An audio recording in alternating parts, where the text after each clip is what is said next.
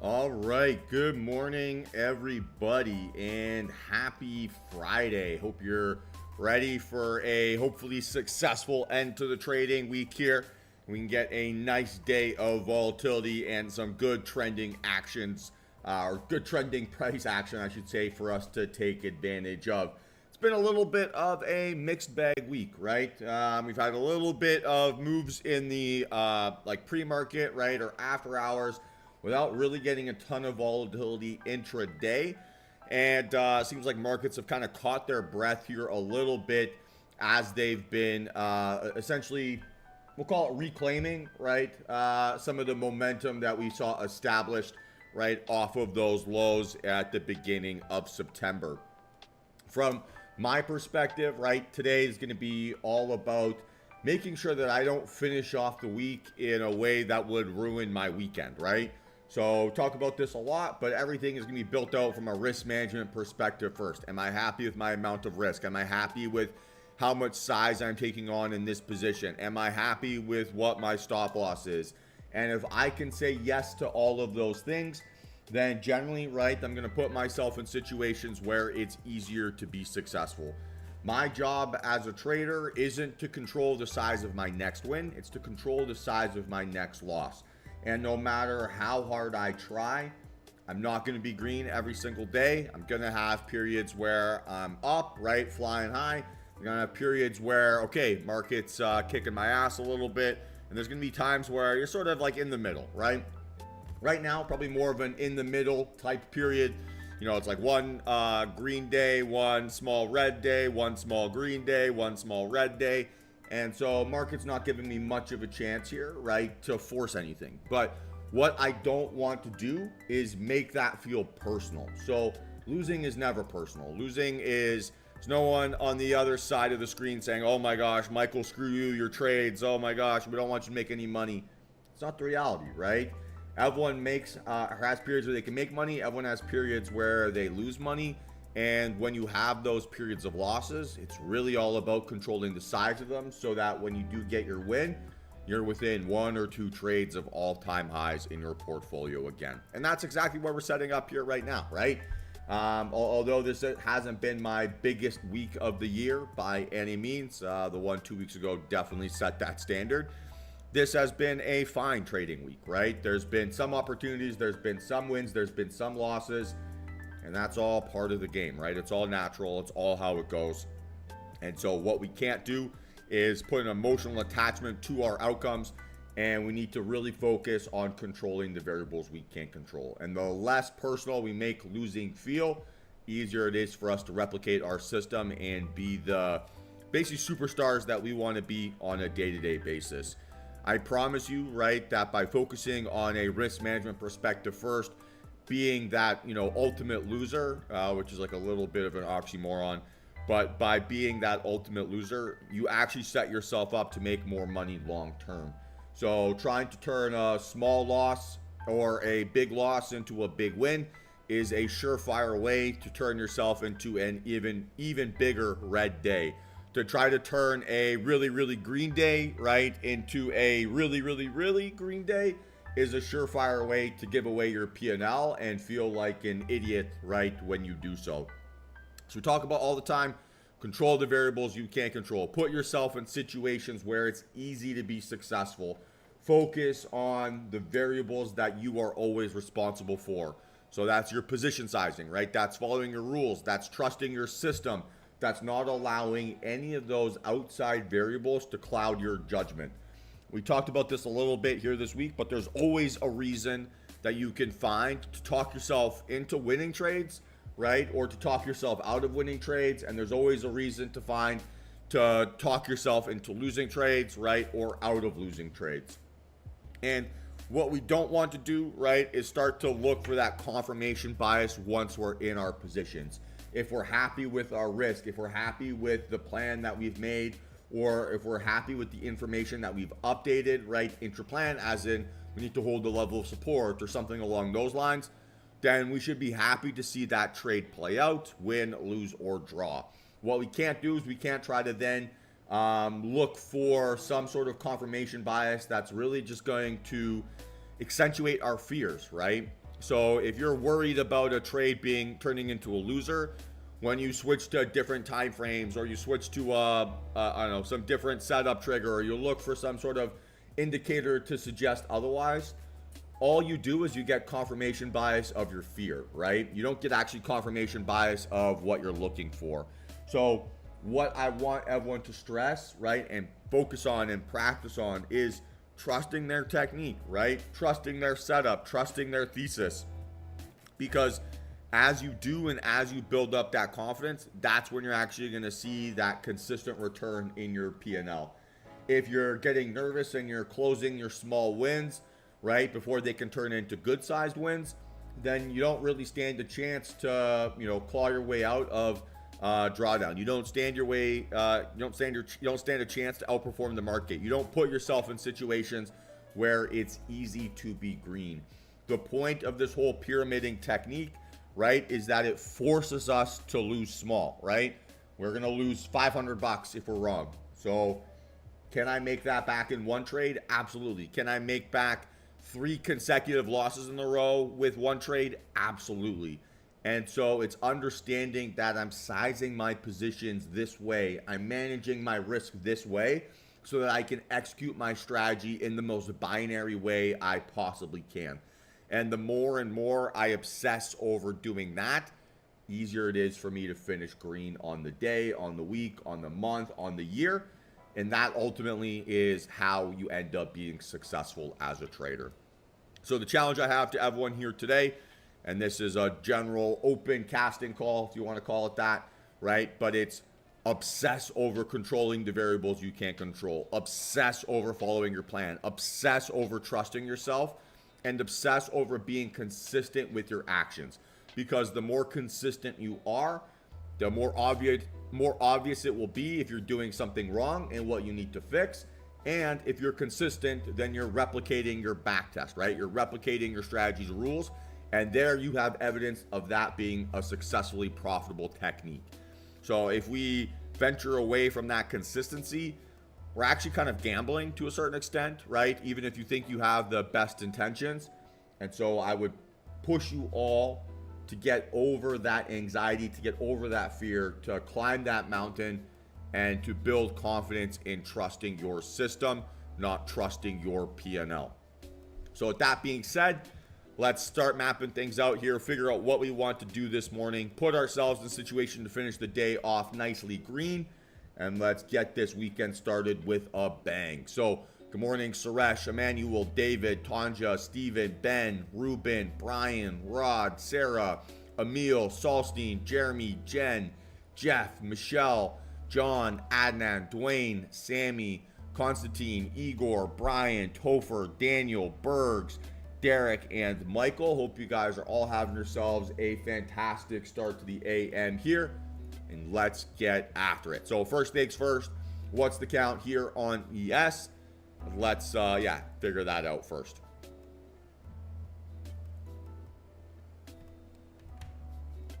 Good morning, Kenneth.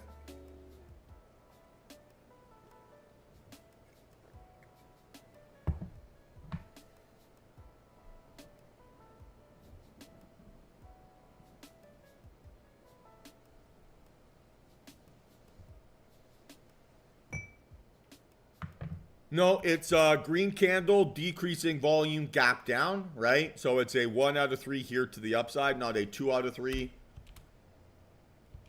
Good morning, Brian. Right, so green candle, but volume is less than Wednesday, and then today's price action here so far is red. So for us to have quote-unquote trending conditions, we need to see both a setup trigger show up, right, and a volume standard that's larger than yesterday's, for us to be able to trade our opening range breakout technique, right?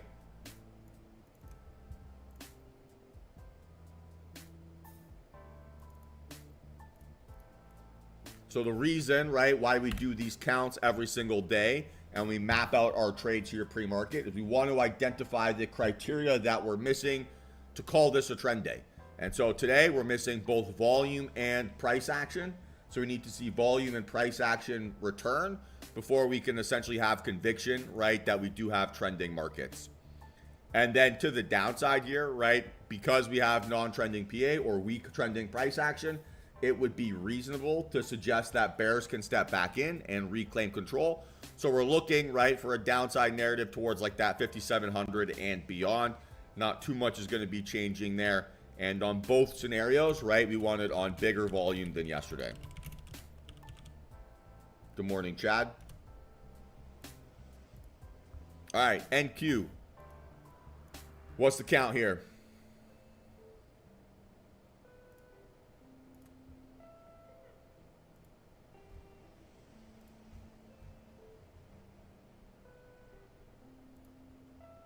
Good morning, Ashley. Yeah, so this is a 2 out of 3 here to the upside with volume, right? So we've got trending price action here to the upside with a slight little pullback scenario occurring here pre-market. So this gives us a bullish bias, right? And a bullish only bias because we've got a clear trend line breakout on outlier volume, strong candle shape, right? Holding above that $20,000 level or 20,000 point level.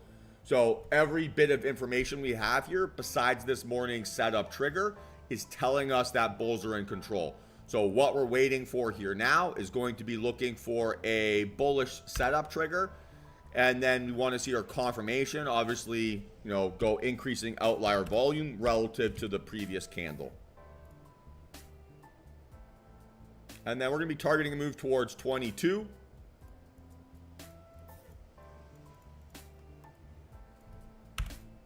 Right, and then beyond, right, we can go up towards like that 21,000 shelf. Make sense? If we were to judge what's more likely for us to trade here this morning, which one would be easier, NQ or ES? And why?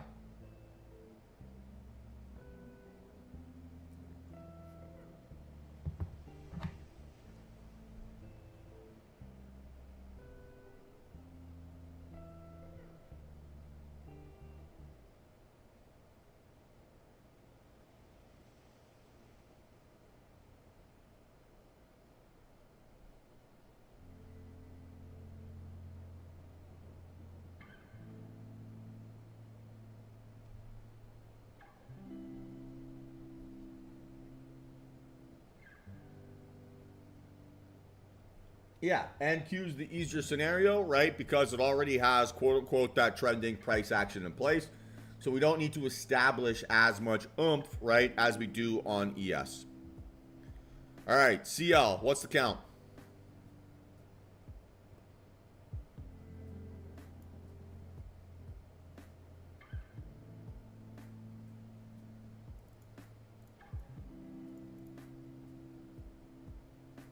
Yeah, 1 out of 3 here spot on, right? Green candle, decreasing volume, and then today's price action is so far gapping down. So it reminds me more, right, of ES than NQ. And we're going to be looking, right, for a move towards 71.50 or a breakdown towards like 69. So again, not too much is changing here today. All right, Apple, what's the count here? Does this look more like ES or NQ?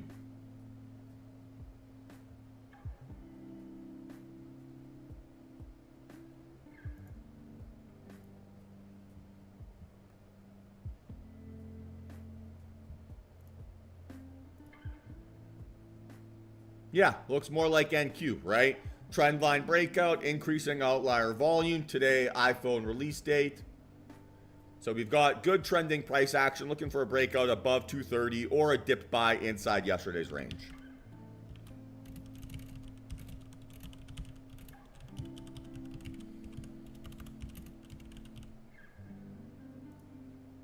Okay, Tesla, what's the count? Broke through that gray box we talked about there yesterday, right? And broke through it with some conviction, right? And we're saying conviction because of the volume standard. So it's a 2 out of 3 here to the upside with volume, right? Spot on. So we're looking for a dip buy off of like 237, right? Or a breakout over 245. So 245 breakout would be the most likely.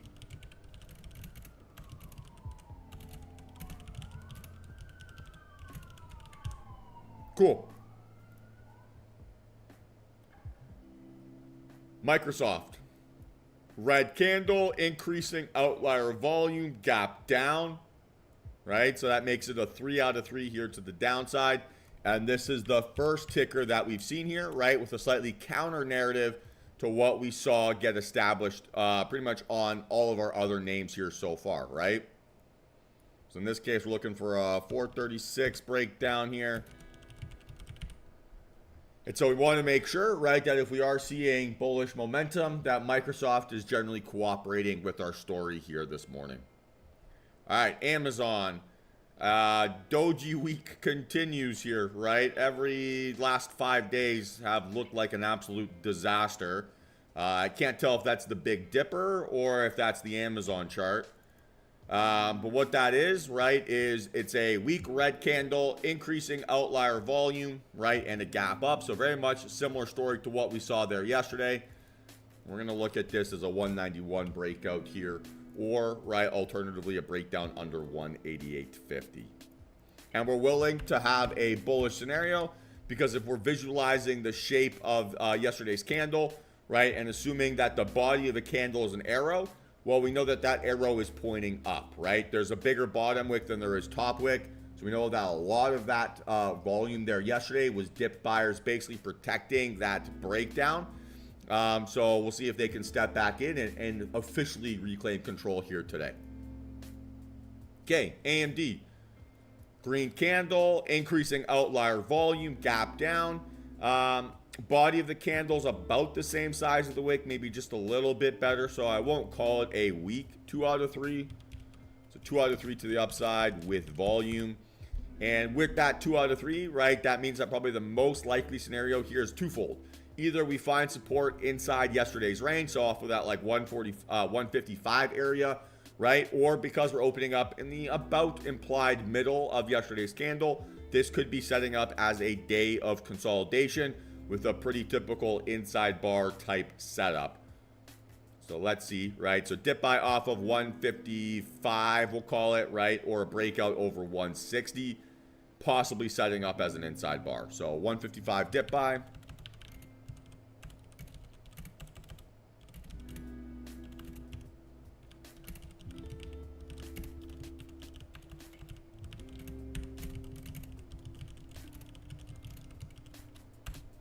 Cool.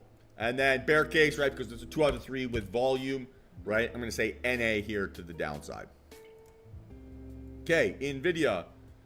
Green candle, decreasing volume, gap up. Not a great reaction, right, to that pattern breakout attempt there yesterday. But we can kind of draw that out again and still maintain that bull flag flexibility. It is going to be a 1 out of 3 here, right? A weak 1 out of 3. In a possible bull flag. So we still haven't really invalidated that. Because we wanted to see a 121 breakout. That did not happen there yesterday. So still really going to be the same narrative we had. And let's see if we can get some oomph. Okay, Meta. What's the count? New all-time highs for this thing.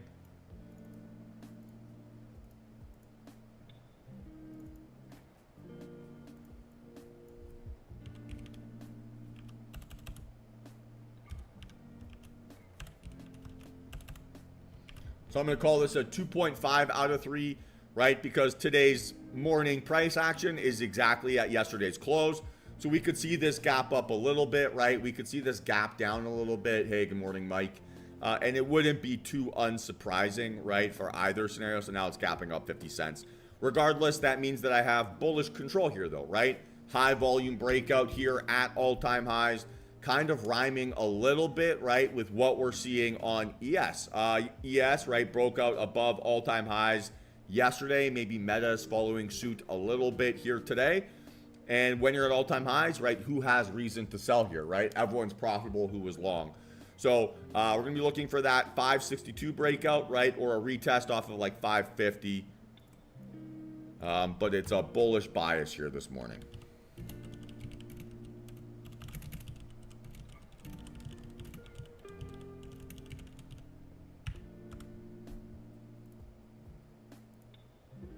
Okay, Netflix.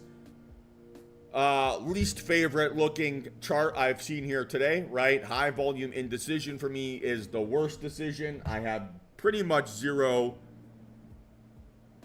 interest, right, in anything here. Not exactly a great reaction, right, to that trend line breakout here, back-to-back days. Higher high, lower low. Sorry, higher high, higher low, but couldn't close above that bearish engulfing candle. It could be Rod. I mean, ES for sure, showing us kind of weak trending price action. But we'll know pretty early on if that volume is impressive. If the volume's good, for sure, we could see that possibly being as a sell-off opportunity. But the general story we're seeing on our leading names is trending price action here to the upside, right? So we'll see, right? But I would say that probably looks a little bit more like a possible setting up, right? At least pre-market, showing us more information that everything is pointing up, or the majority of things are pointing up. So we need to see a pretty consistent narrative shift here to have confidence of it being a take profit day. Again, that's why I do these pre-market counts, right? So the more 3 out of 3s I see, the more 2 out of 3s I see with volume, the more consistent stories I see across the board, right? I can kind of look at those internals and say, okay, how consistent is the index story versus the leading name story? And today, probably the most consistent day we've seen here all week, right? So we'll see if that ends up playing out. But pre-market, we're definitely being told a relatively consistent narrative. All right. Google, red candle, higher high, higher low, a little bit of a sell-off, but good dip buy. So still bullish characteristics inside this candle. We need to break out over 164. We didn't see that happen there yesterday, so we'd still like to see that happen here today. But because it is that red volume, right, we're gapping up above yesterday's high, so I will have a little bit of flexibility. But we're pretty much in the same narrative we had yesterday, right? So 2 out of 3 to the downside. Call it higher high plus higher low, right? So it's a red candle with bullish characteristics. And we're going to have some flexibility here in either direction. So either still that Bollinger Band reversal, right? Again, reject where we rejected yesterday, sell off back towards that 160, or give me that breakout above that resistance, that 164, and really push us back up to that 168 area. All right, and then VIX, hanging out at 16.16 here this morning. So again, we're seeing fear evaporate from the markets. Generally, if we're going to see selling pressure show up, then VIX will start to increase. If we see a lot of buying pressure showing up, then maybe that VIX will kind of get back under into that 15 handle. We'll see if that's the narrative here, but we have a pretty easy correlation for us to follow with, right? So if markets are strong, right, to the upside, we should see VIX kind of get crushed. If markets are dumping and we're seeing that sort of take profit day like Rod is asking about, then we will see VIX increasing. So what we want to see here today, right, is that consistent narrative across the board. We want to see all of our stories sync up and become, it's harder for the market to lie to us almost if everything is telling us the same story, right? So if today we see, Apple selling off, we see Tesla pumping, we see Microsoft dumping, we see AMD pumping, and it's like a mixed bag story, then okay, we're probably going to be setting ourselves up for a chop day. If the Apples, the Teslas, the AMDs, the Amazons, the Nvidias of the world all start to move higher, then we're going to have conviction that the indexes are probably going to show us some continuation strength, and it might be a good buy day for us to take advantage of. So regardless, we do have some flexibility here in either direction. If we're going to play to the upside, we've got NQ. If we're going to play to the downside, we have ES. So let's see how it can kind of go from there.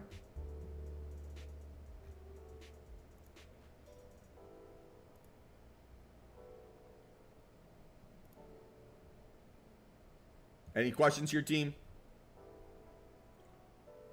Good morning, Nate.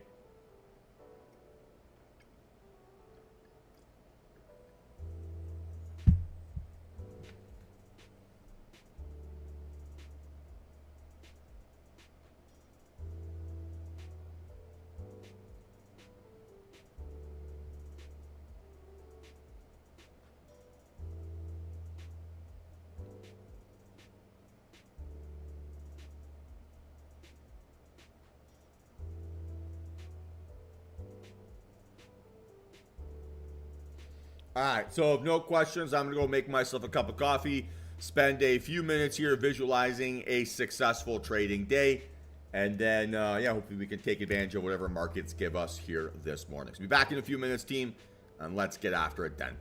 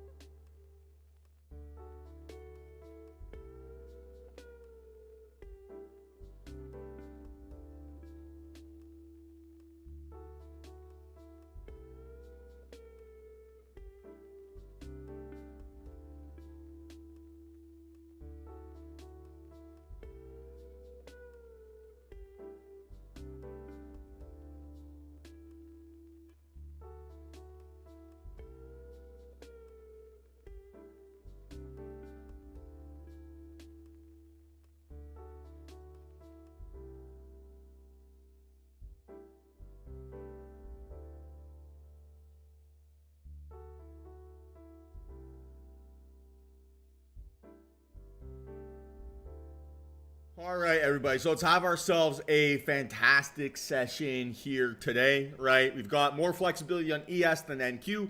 NQ, we've got a clearer indication of trending price action here to the upside.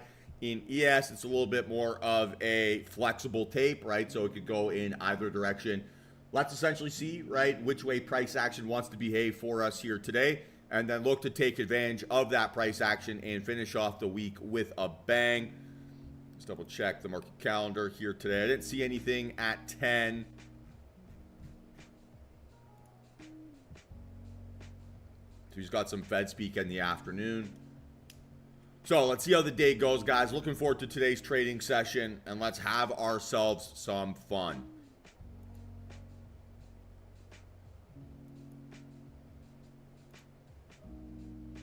So good early buying pressure here from ES and NQ.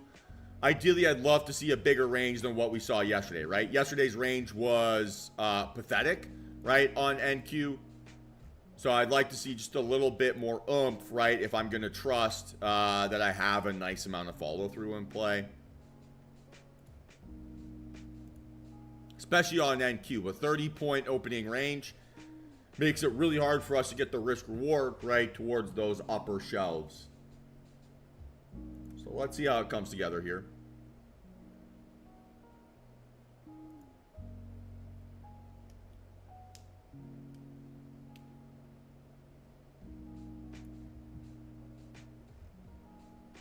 So far, it's not less. Sorry, so far it's less than yesterday. But a hold for me, right, on NQ still above that 20,000 area would be a relatively bullish sign, right?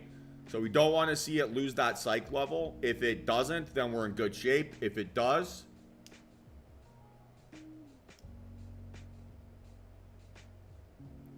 what do you mean, Juan? I don't really know how to respond to that.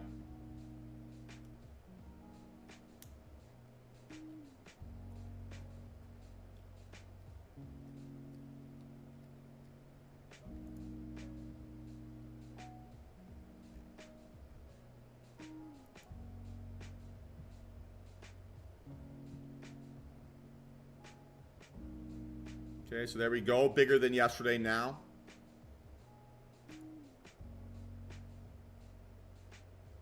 So what looks off though, guys? Like that's not nearly enough context for me to work off of. Please give me some details, right? Specifics.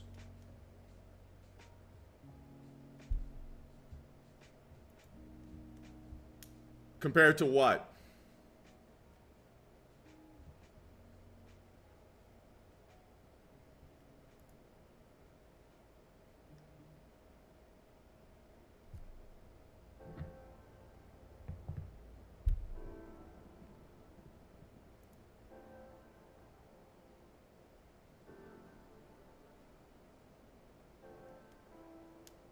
No, I do not use pre-market session as a part of my price action.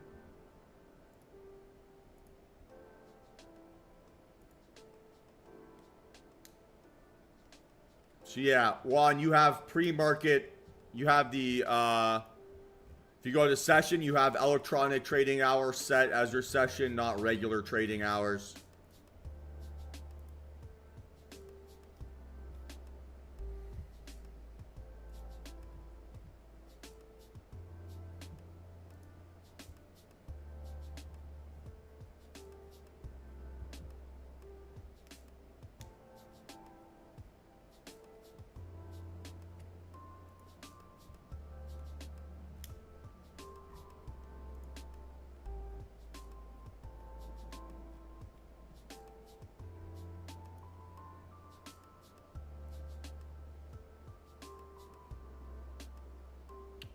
No, I have no issues with that today.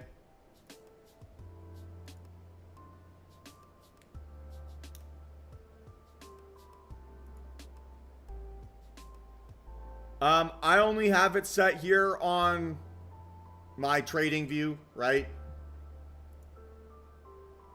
So you go into, once you're in the, like a 5-minute time frame, you click this cog, you go to session, and you click regular trading hours instead of electronic, right? Electronic would look like that, which is what the chart that Juan sent me.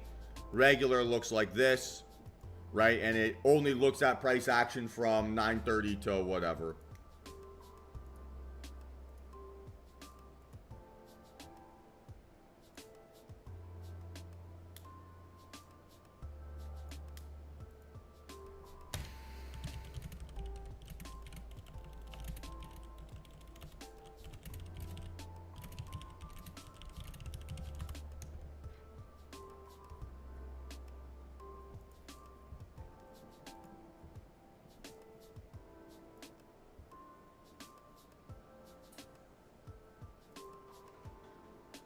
So go in a shorter term time frame, like the 3 min. Click this cog here in the bottom right hand corner. Go to session, right? The second most bottom from your settings. And you have two options: electronic trading hours or regular trading hours. I personally rely on the regular trading hours, as I only trade from 9:30 to 4, right? So I don't care about the pre-market.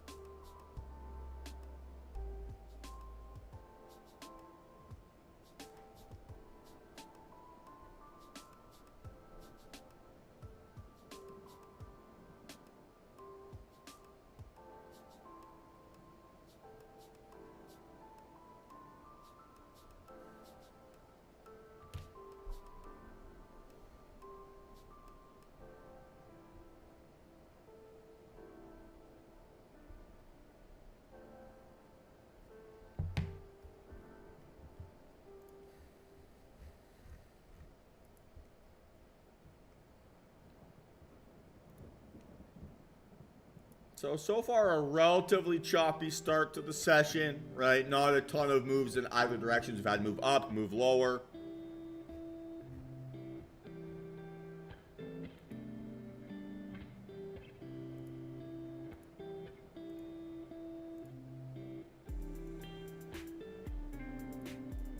Weird. My chart on ES having some issues.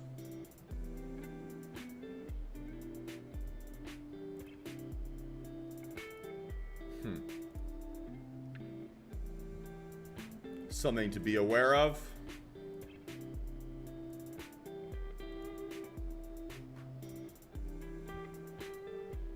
Yeah, same thing happening here. For me on the 5 min, yeah, not showing. On the 15, not showing either. For now, still just gonna be watching NQ here, right? We need to see an increasing outlier volume breakout above this range. If we get increasing volume, that will also be outlier. So this will be the focus regardless.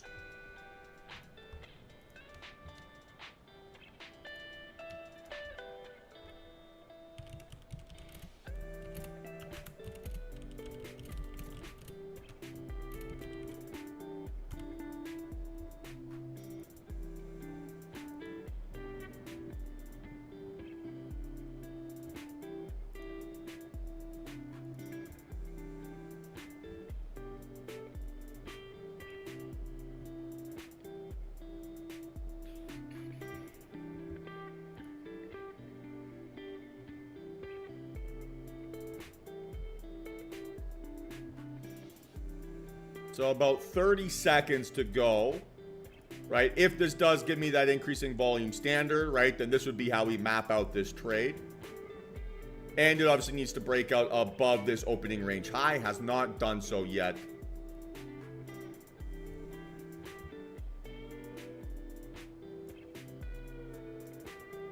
There it goes. Doesn't look like it's going to give me that volume though. So again, we be patient here.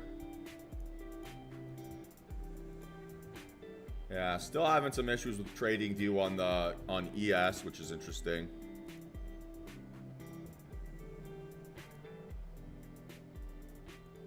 Yeah, it might be. Yeah. Well, the thing, reason why I'm not so fussed is the volume standard on ES isn't good enough.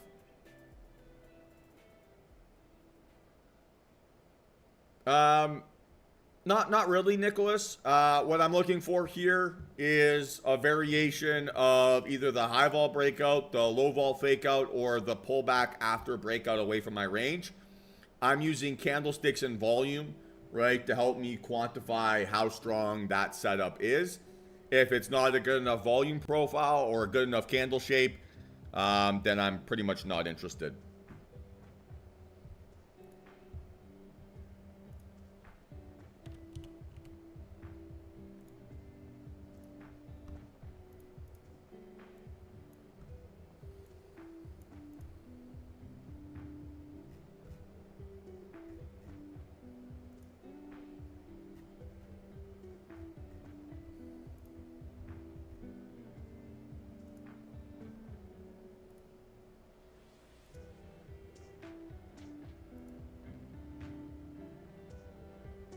So for now, right, NQ is the only opportunity that I have that's potentially tradable.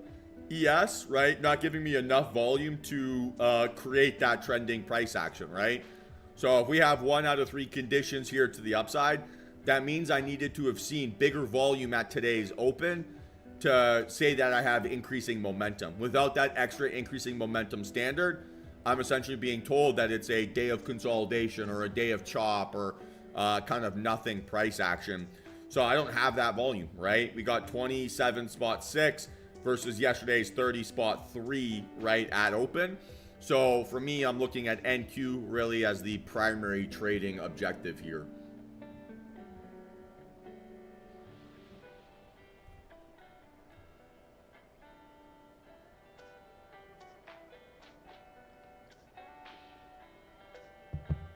Right, so on ES, we defined what was missing, and we haven't seen that missing element show up, right?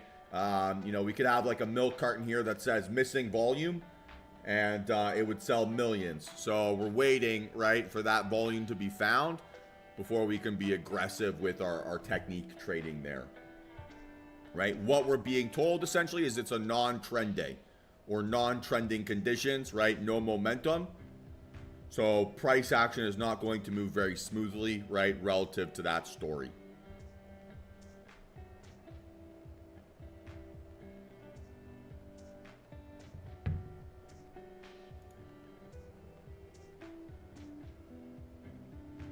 Yeah, Steven mentioned it 5 minutes ago. Not really a concern of mine here today.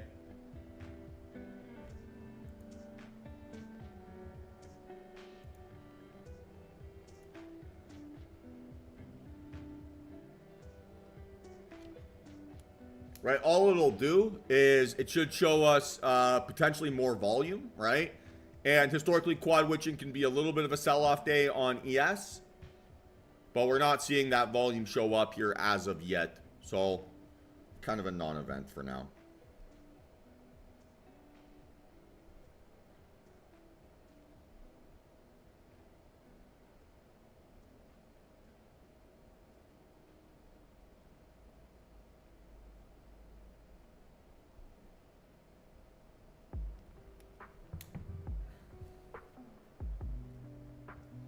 In reality here, guys, and I hope this would be obvious by now, but I trade the price action in front of me, not the narrative, right? So I don't really even read that much financial news. Like, I don't care. It does nothing here to really influence my decision making. And if there's an event going on, right, that's like happening intraday, then okay, like you put 1 minute before, 1 minute after as kind of like your red light. But everything else, I just trust and play my system as is.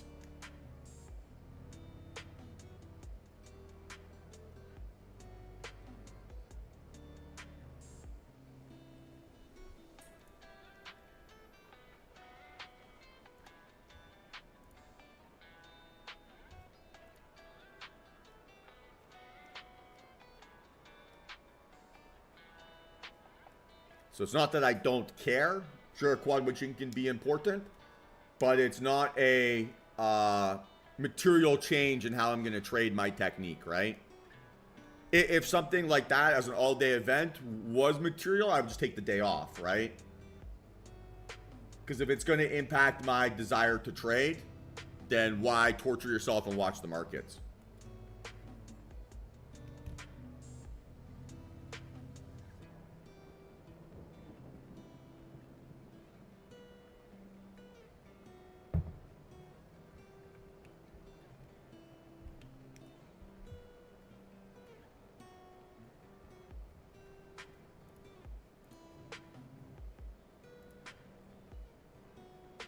Is that understood?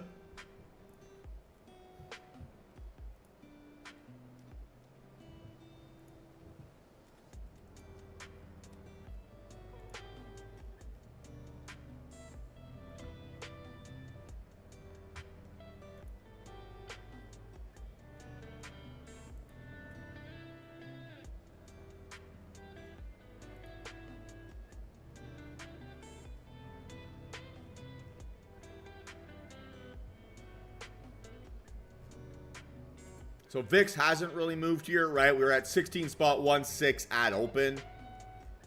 Or the, when we checked it pre-market. It's not changed yet.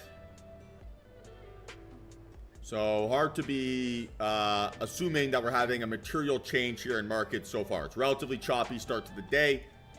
Relatively tight range. We just have to be patient. Let price action separate away from these highs or away from these lows. And then we should have an opportunity or two. So for now, we're just being told, hey, don't rush anything. Don't force anything. Be chill. So let's see if we can get a different story, right, to fall in love with.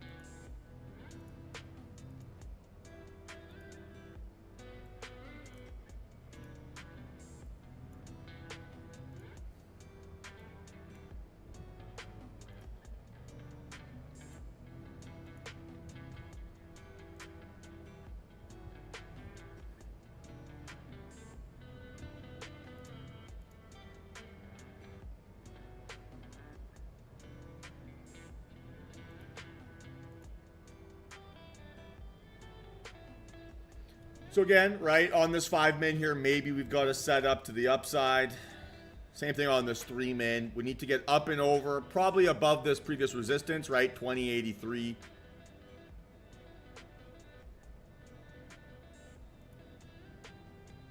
Right, for us to trust that we're not going to get faked out.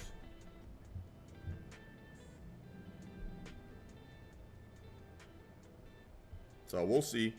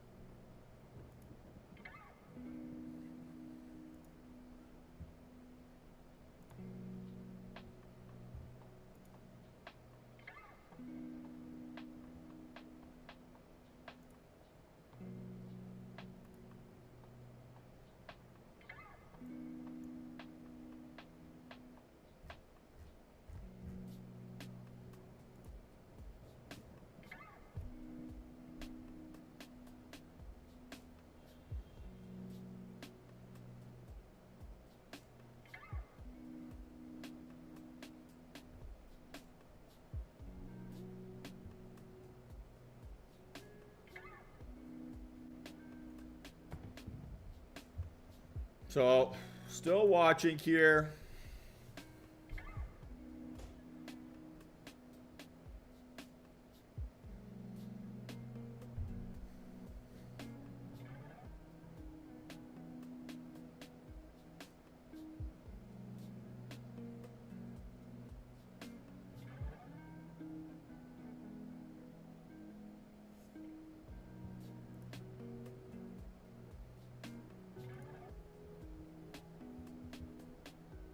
Again, decent dip buyers right off of those lows.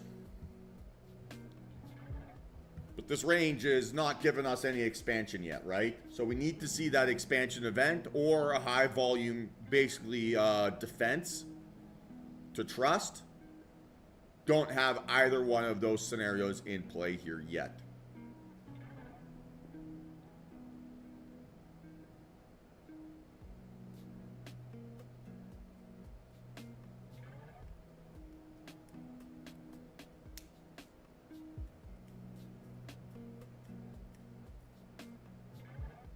So maybe here now, right? Getting a little bit of that reversal scenario here potentially. It is increasing volume by the skin of its teeth.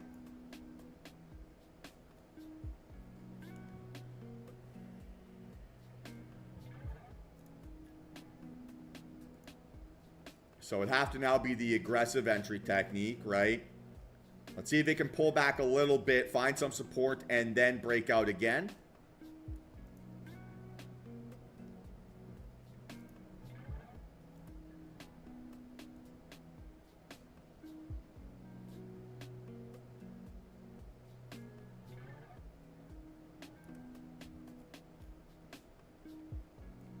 If it's just going to keep pulling back, then it's going to be switching over to the 5 min. We'll have 4 minutes for that next confirmation.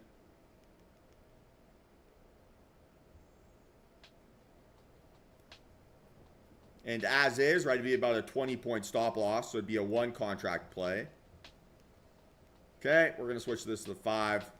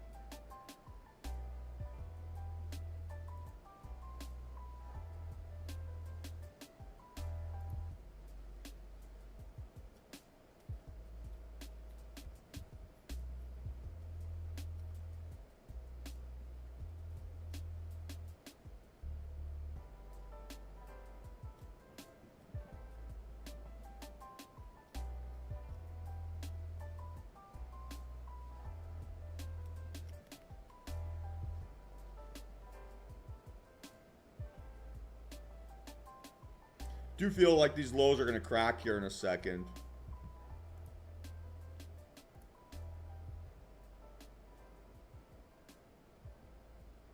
Let's see.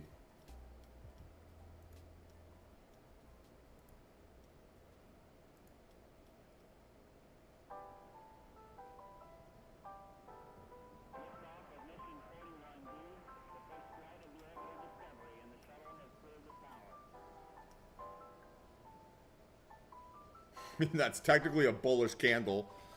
Higher high, higher low. But that's as gross as one gets. There's that crack. So now this sets us up, right, for that fake out reversal scenario.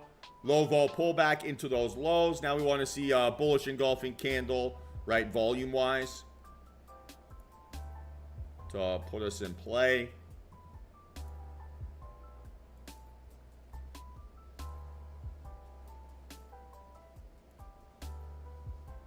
Look at the 1 min. This is gross.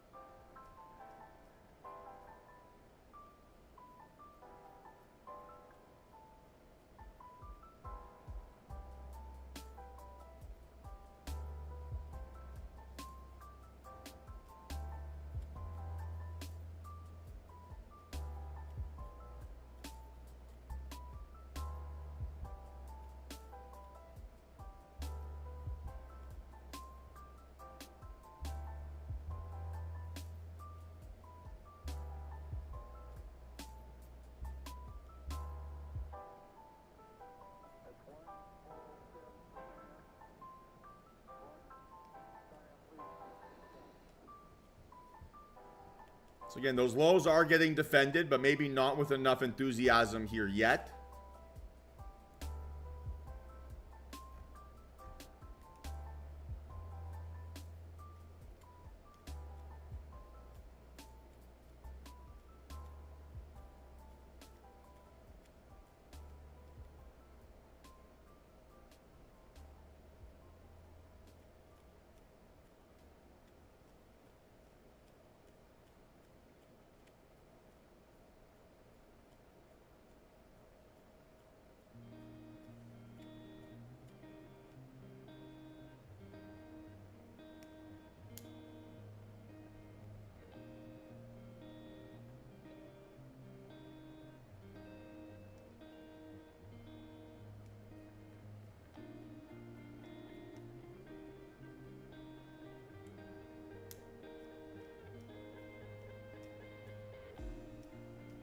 So again, right, this is making lower lows on a decreasing volume standard.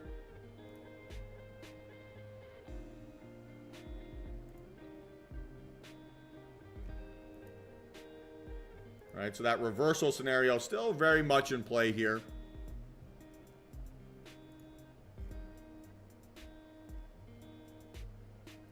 $30-min range is pathetic compared to yesterday.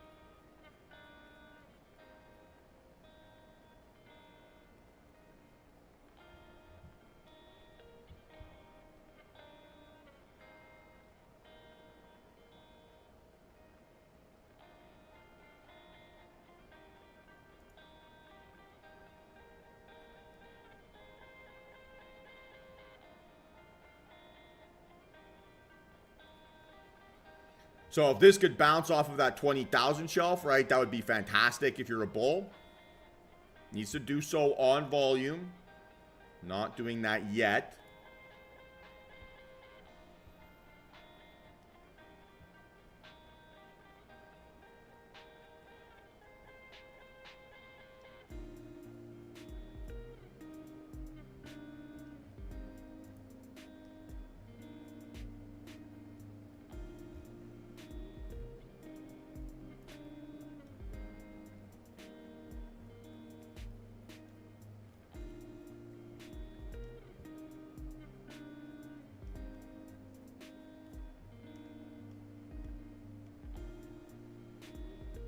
It's almost 10 a.m. No data at 10 here today.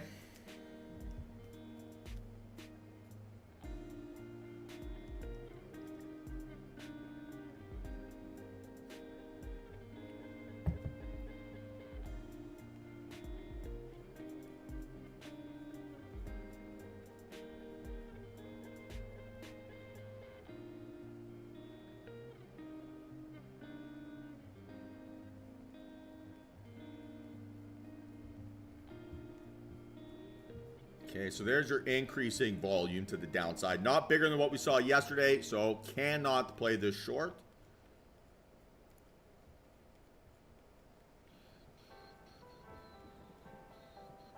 Ooh, held above 20,000.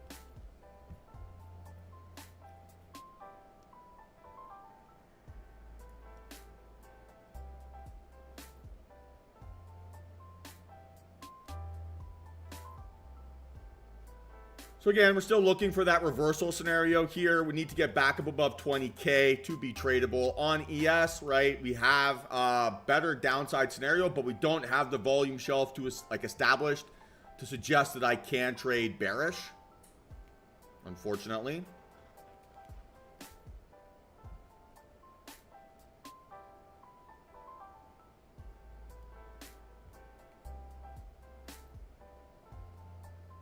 So really the only thing in play for me here, right, is an NQ reversal at this moment.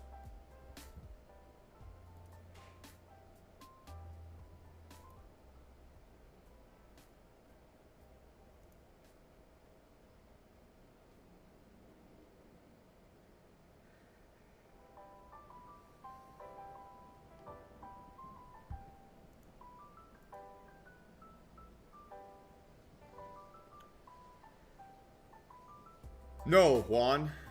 We have 2 out of 3 to the upside. Bearish plan NA. So no downside setup whatsoever available to us here in NQ today. So no, would not have been a good entry.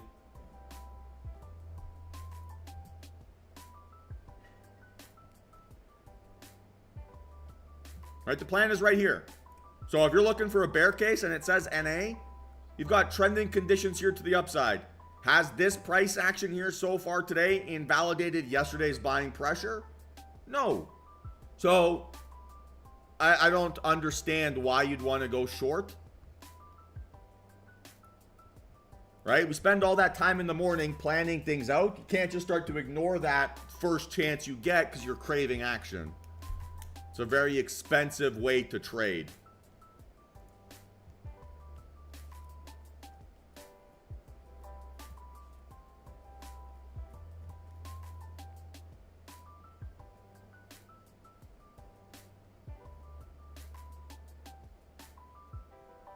Right? I mark out my plan here on my chart for a reason so that everyone can see it at all times. And if we're going to ignore our pre-market conditions and we're going to just skip those steps, then we're not trading our system, right? We're trading our feeling, we're trading our impulses, we're trading our gut, we're trading whatever. And all of that is gambling, right? You have no evidence to suggest that that actually is profitable. So don't trick yourself into thinking, oh, I see a big volume bar, this has got to be my entry. That's fugazi. It's bullshit.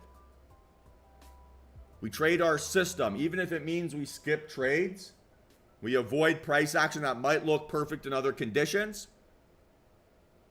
Today, right, we've got trending conditions here to the upside.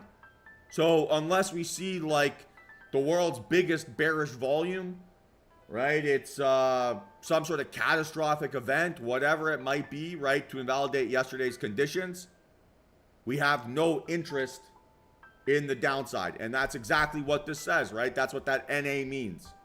So we can't be willing to ignore that so easily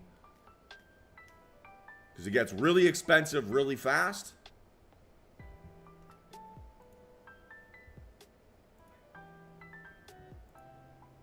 And then you wonder, right, why you're not making any money.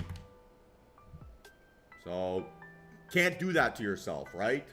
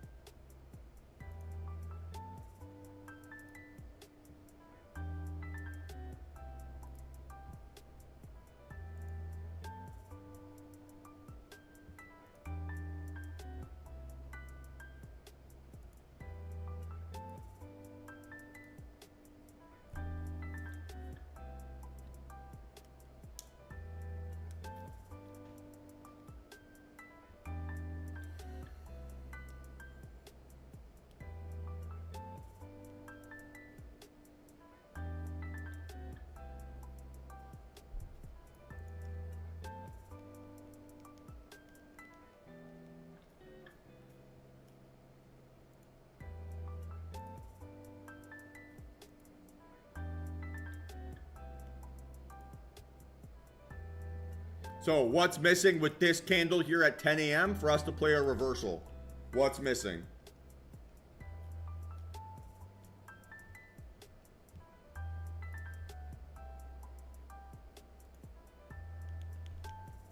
Yeah, right? So no setup here yet. We need to see a high volume separation away from these lows here now, which we don't have yet.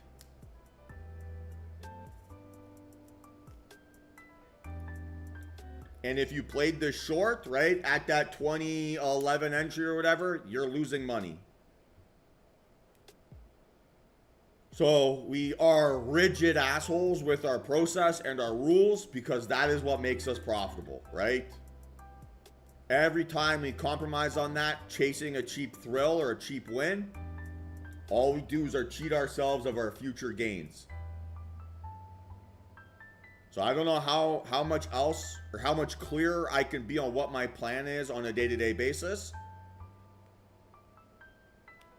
But we need to be able to understand, right, when we can be able to trade short, when we can trade long.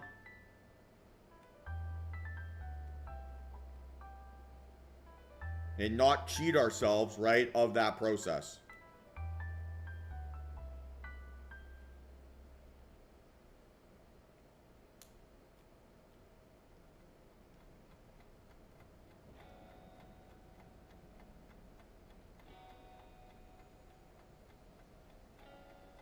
And I don't care if I don't get a trade, right?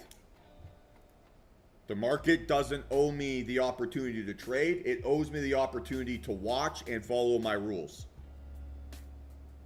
If I can't do that, then trading isn't going to solve my problems, right? It's going to make them worse.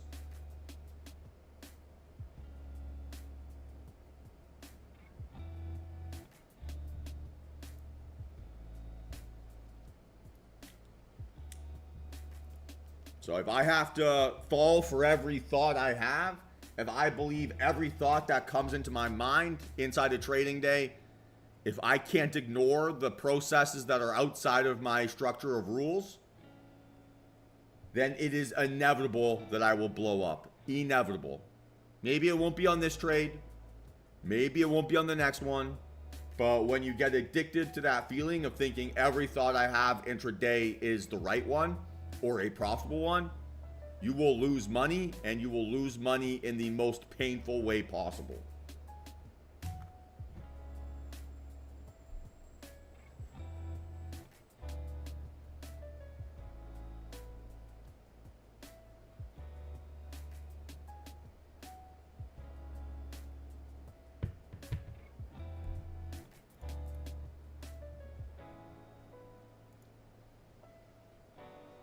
Is that clear to everyone?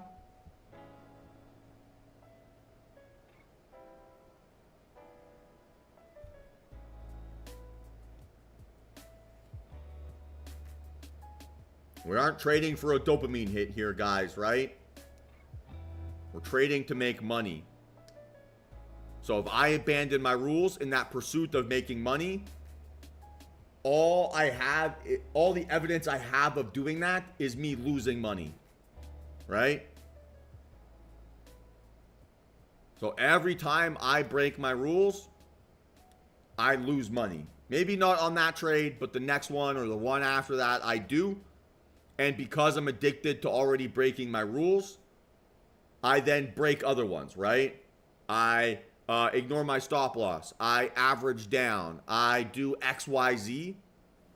And then I get myself into a tremendous amount of trouble.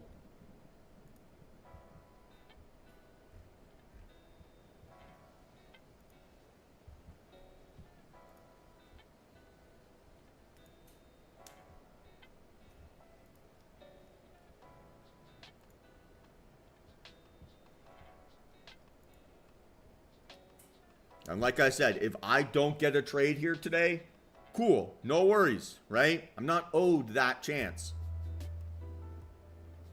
If I do get a trade here today, cool, no worries. Let's hope I followed all of my rules, right? If you're willing to compromise on price action,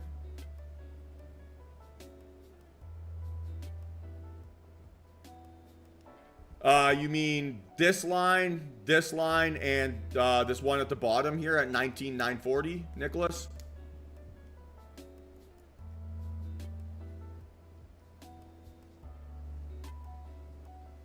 So you mean this one, and the one down at the bottom?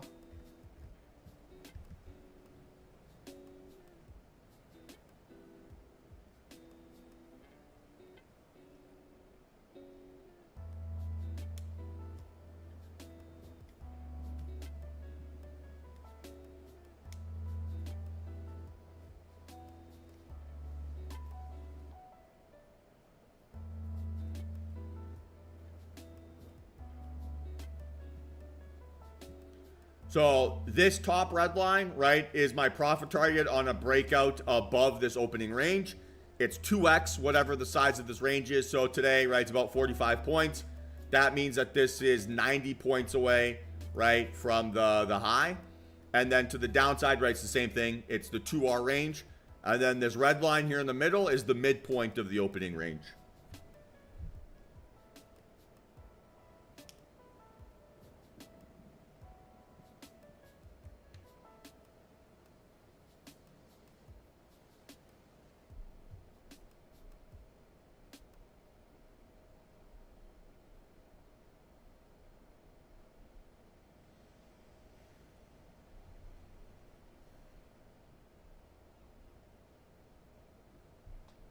So those red lines are your profit targets, right? On a breakout here through the opening range, you're targeting that red line, right? On a breakdown under through this opening range, you're targeting that red line.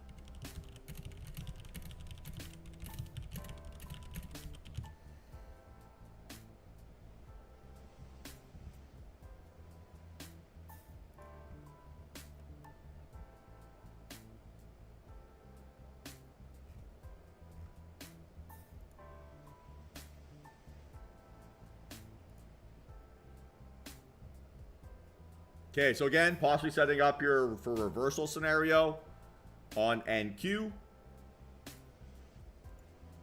Need to see this close as increasing outlier volume, right? And a green candle, right? Candle that looks like 1, 2, or 3. Ideally, right, in this circumstance, probably any candle number 2.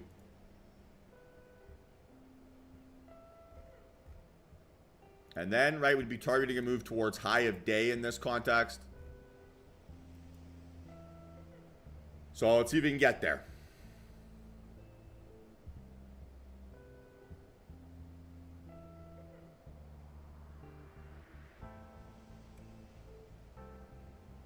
$20 seconds to go.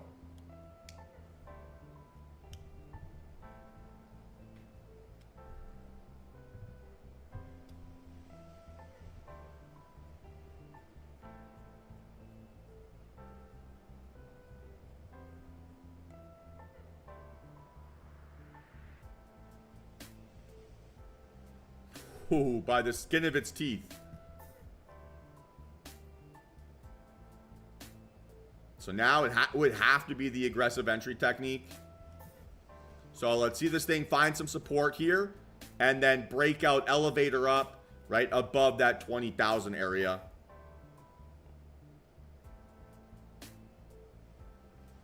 Let's see where it finds support.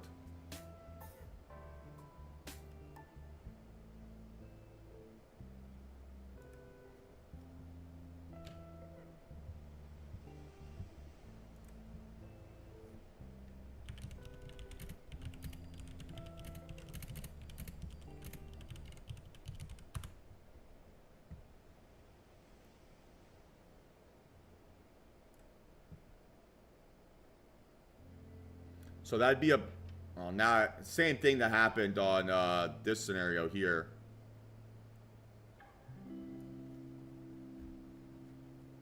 So as is, right, be about a 23-point stop loss.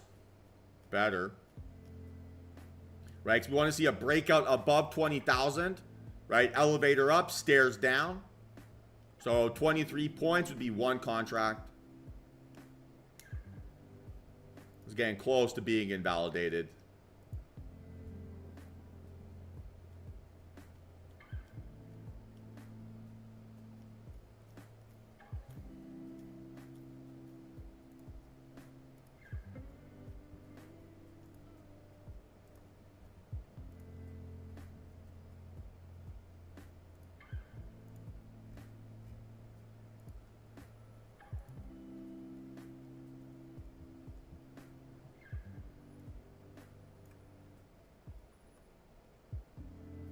This trade will be invalidated if this thing keeps pulling back and my stop loss needs to be, or my entry price can't be above 20,000, right? So right now, still fine.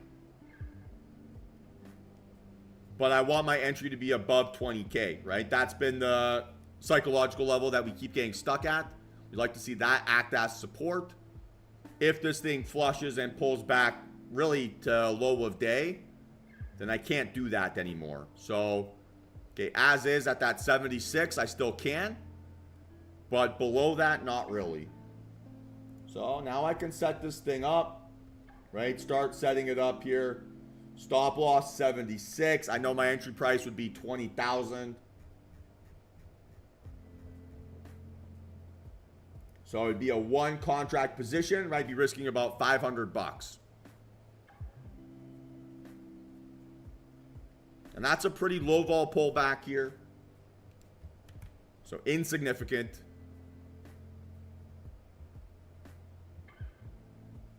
Okay. So now we could do stop loss 86. Which would allow me to go two contracts, right?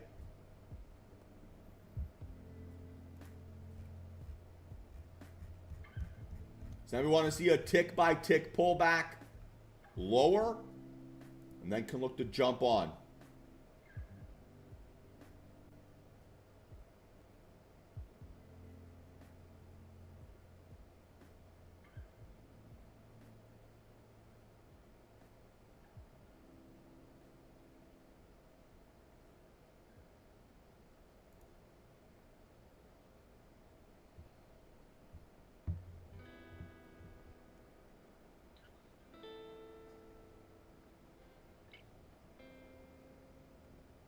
We want to see it explode higher. We didn't see that tick by tick, right? So be patient here still.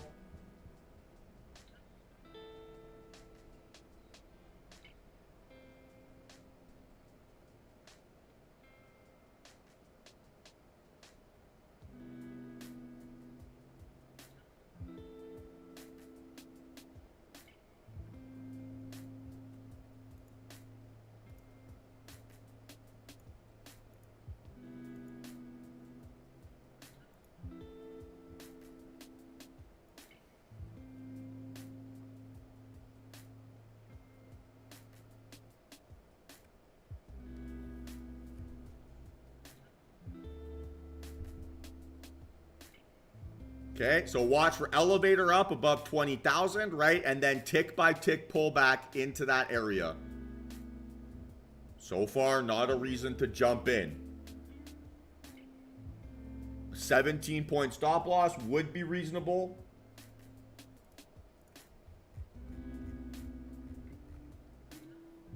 But it might not be coming together here. So just be patient.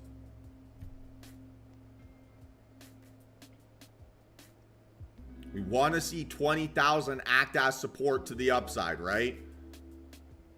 So why we want to see that tick by tick pullback into that area? It's because we want to see absorption from buyers to give us that catapult higher. Without it, right, then we're expecting this thing to chop up out. Yeah, I'm not interested in the Dow. The reason I'm not interested is because I haven't back tested my strategy on it.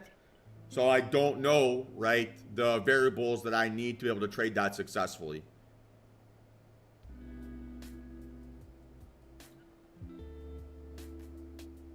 Okay, higher high, higher low, still not dead.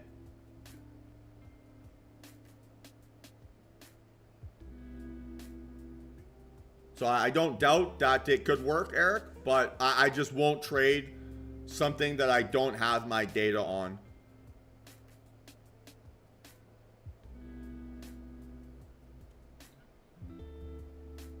Again, if I don't get a look here today, not the end of the world, right?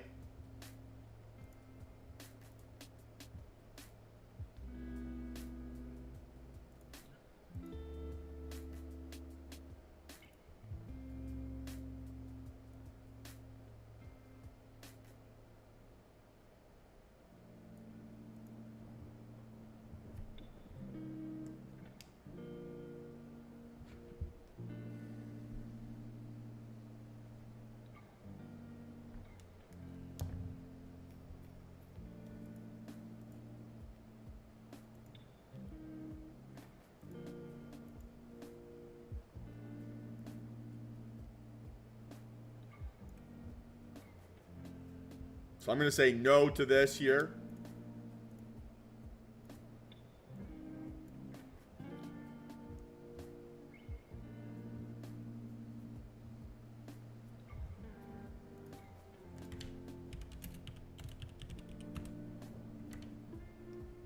And ideally, right, now we want to see a breakout over that trend line because it keeps getting stuck at that area, right? Which would then also coincide with it being a 20,000 breakout. Should be a reasonable reversal spot.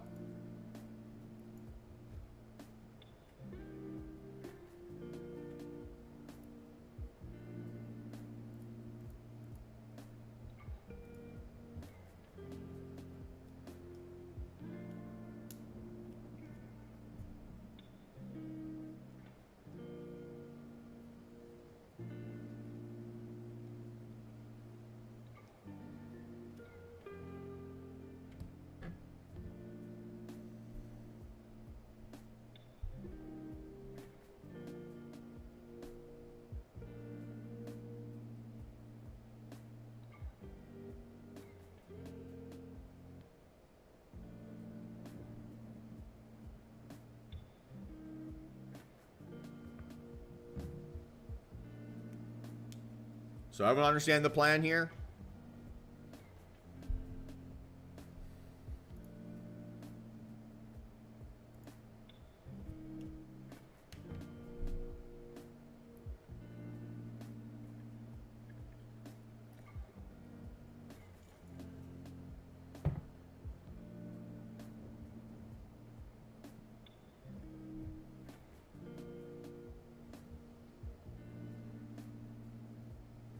All right, good.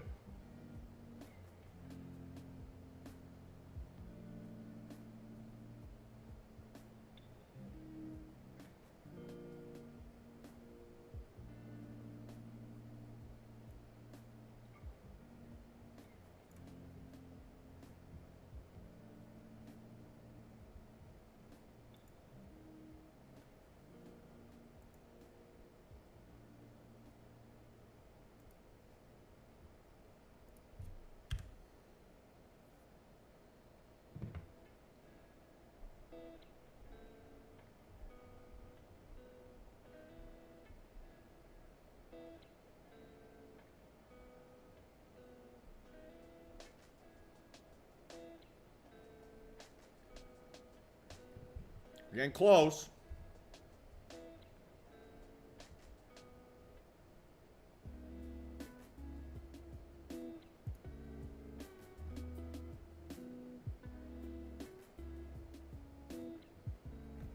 So we got a minute 40 to go. Volume's going to be close here on this. We got to make sure that that holds.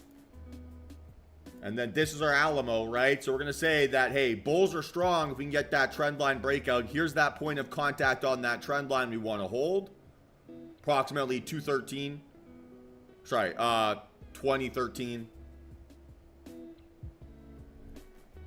Clearly a numbers guy. If it doesn't hold that, right, then we can't really argue that bulls are strong.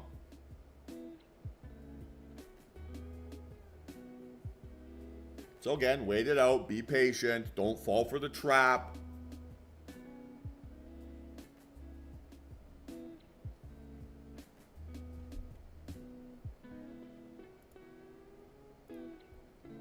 50 seconds to go, so we should get increasing volume. Will we get increasing outliers? Another question.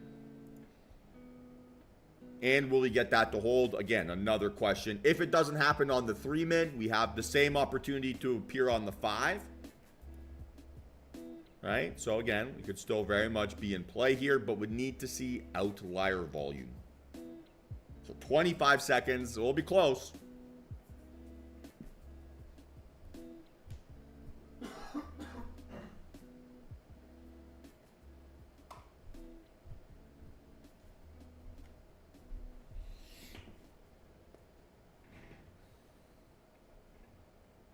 Bulls got to finish with the flurry here. They did not. So we switch this to the 5-min and see if we can get that same area, right? That same point of contact exists on every time frame. So let's see.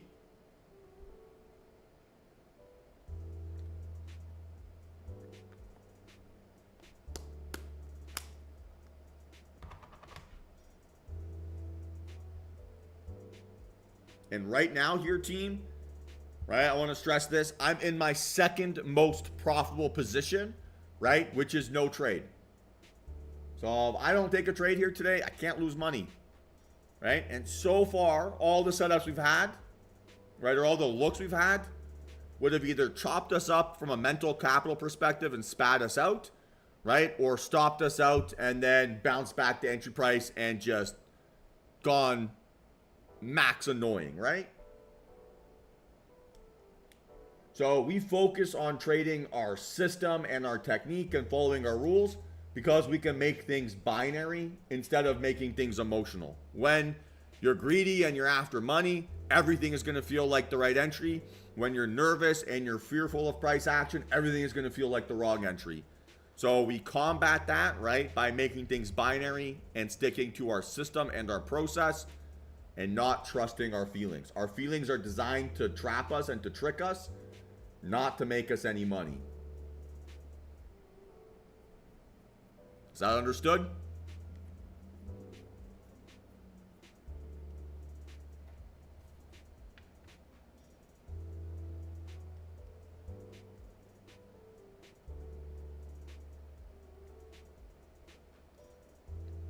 So the more specific we can be with our plan, right, the easier it is for us to follow it, because then it either happens or it doesn't. So that's the obsession, right? Always.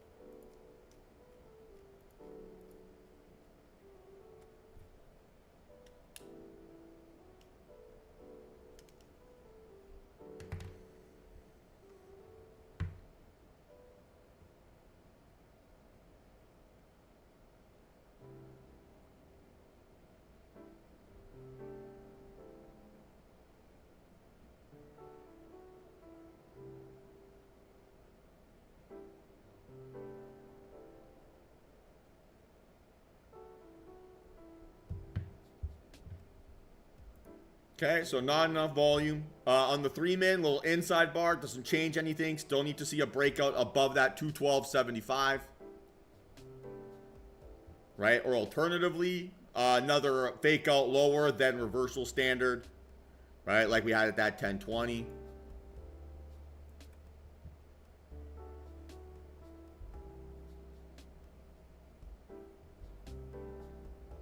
And all we've done here so far, right, is helped ourselves not get chopped to death. So for my books, that's a win, right?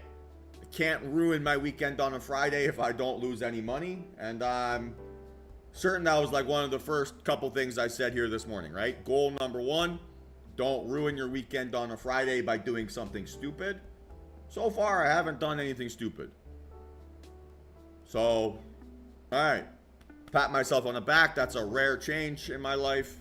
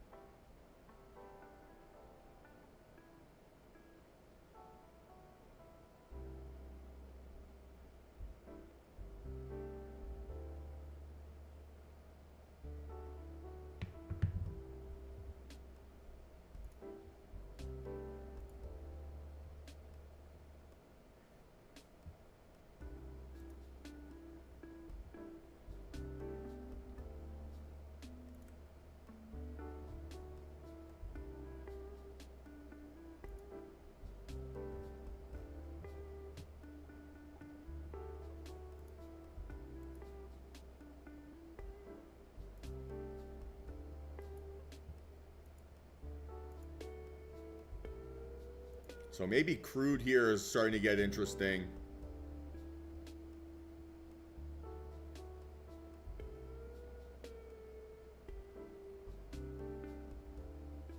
Would need to hold above this area. We've had that fake out lower. If we can break out above, that would give us a nice opportunity for a green to red. We'd be targeting a move towards 71.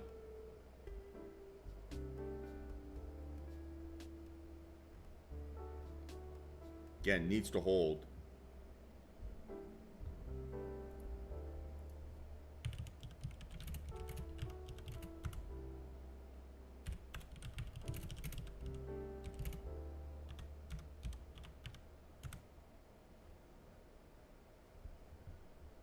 So probably not going to do it on the 3. Has a chance to do that on the 5. 2 minutes to go. And on the 5 man, we have more space. So yeah, didn't do so on the 3. So on the 5, we have that look. And Q not giving us an opportunity.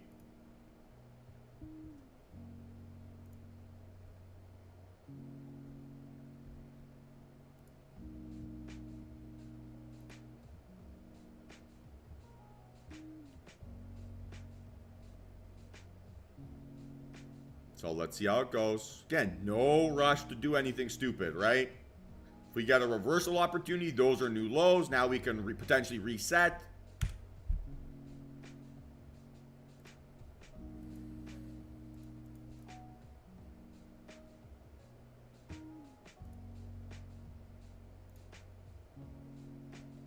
And let's see, right? 2 minutes to go.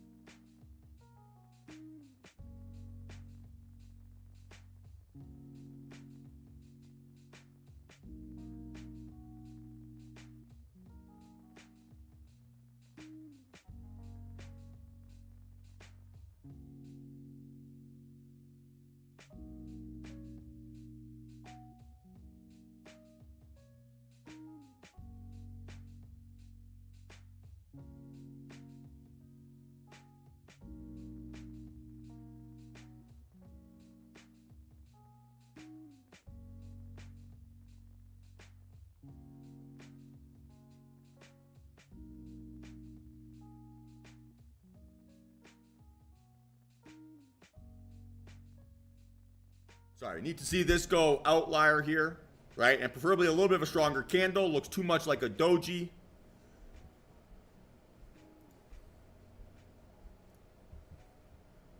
So nope, not good enough candle.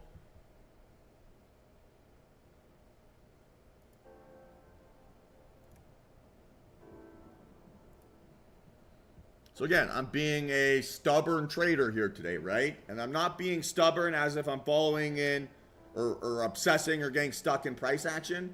I'm being stubborn by obsessing over following my rules, right? So it's not that I'm even being disciplined. I'm being stubborn. Everyone's been stubborn before, right?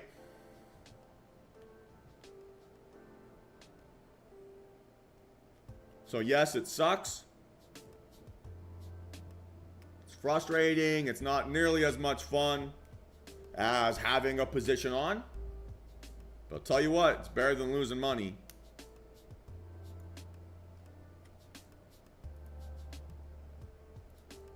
So I'll always be okay with that. Always.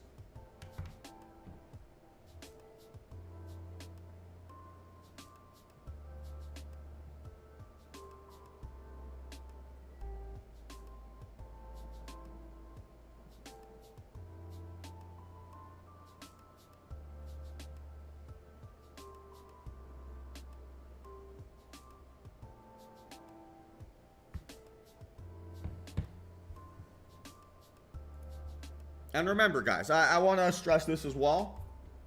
When I start to sound frustrated or annoyed or like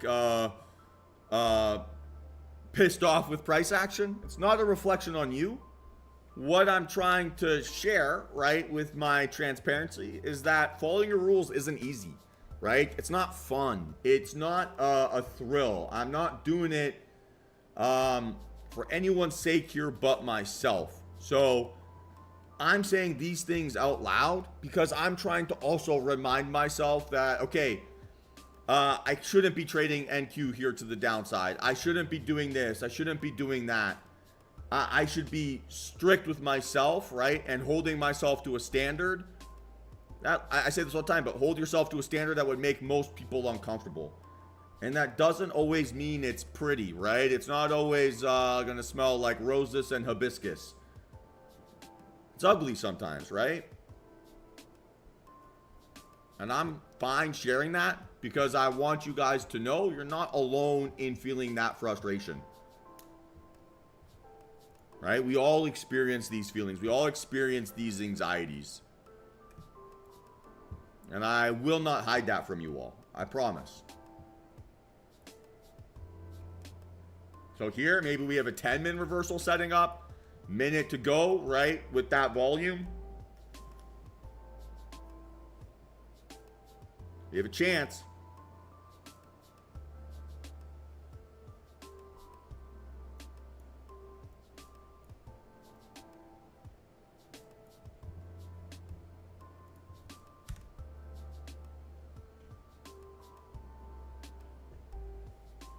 So profitable trading, right, is often very unglamorous. We want it to be, you know, that's what's shown on social media. That's what's shown on movies and all this kind of stuff, right?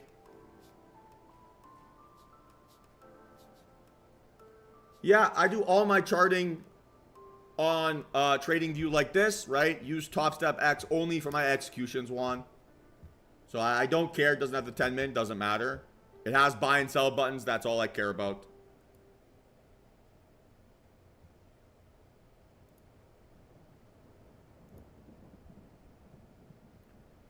All right, so it is increasing outlier volume. Let's see if that 20,000 can hold right as support.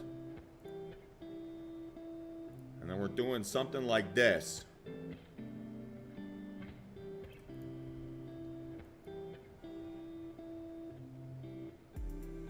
So you want to see elevator up and then tick by tick pullback right into that previous close price.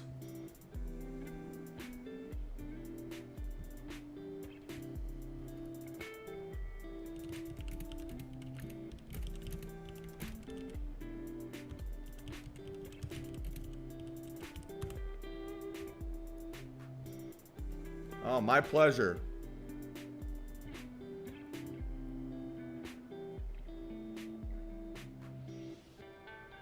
I can't always promise that I'll be green every single day. I mean, that would be unrealistic. But I can promise you that I will be as transparent as I possibly can be over what I'm thinking, what I'm doing, what my thought process is.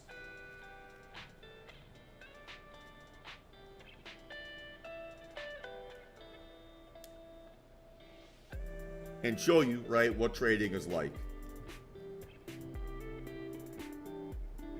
So we maybe have that pullback scenario here.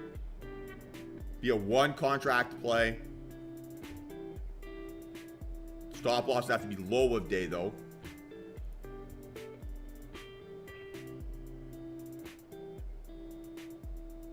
We want to see where it finds support inside this range.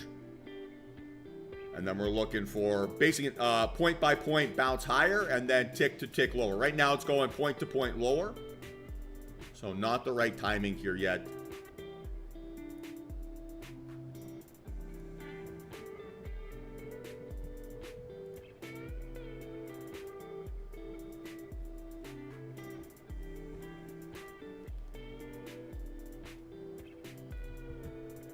So I can start to set things up here a little bit.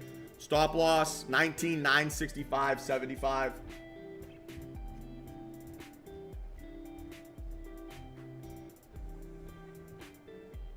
So like I said, this would be a 1 unit play, 1 contract play.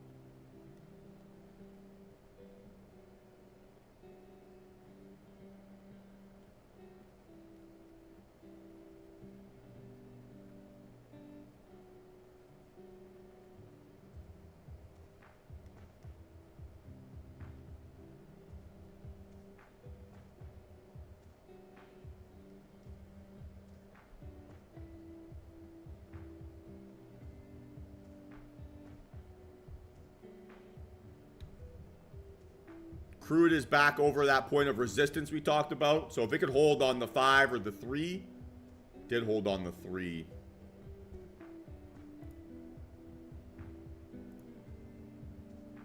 I'd prefer NQ personally.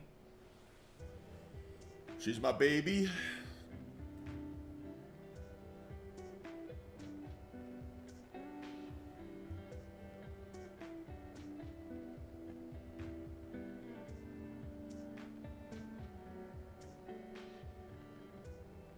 Okay, so now let's jump in, 2 points at a time here to the upside. That's a little bit better. It's probably my most profitable ticker that I trade. By a long shot, I would say.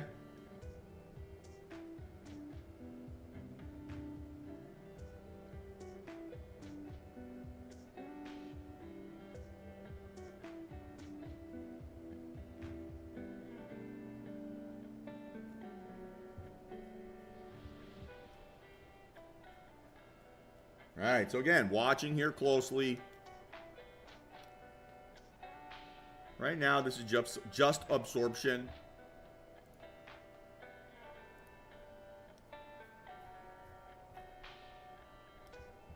Better. That moved up 3 points in one go.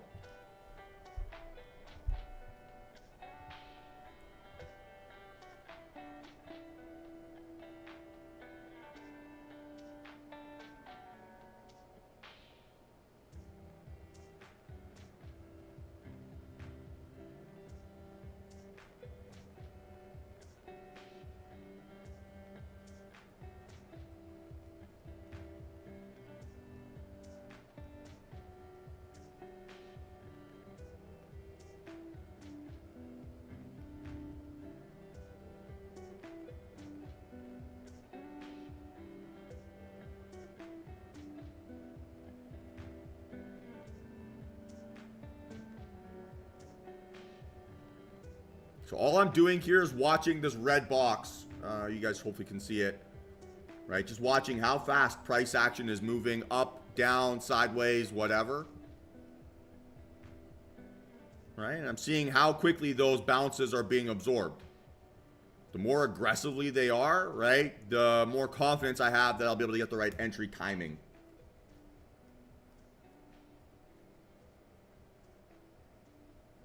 So you just bounced 3 points, bounced 1.5, selling off a little bit.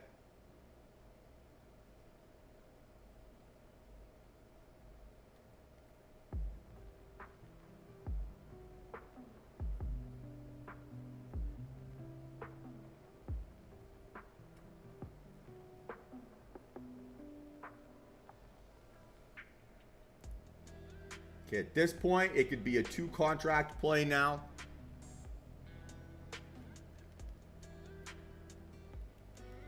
I'm not counting down how many steps it is. That's too much for me to think about.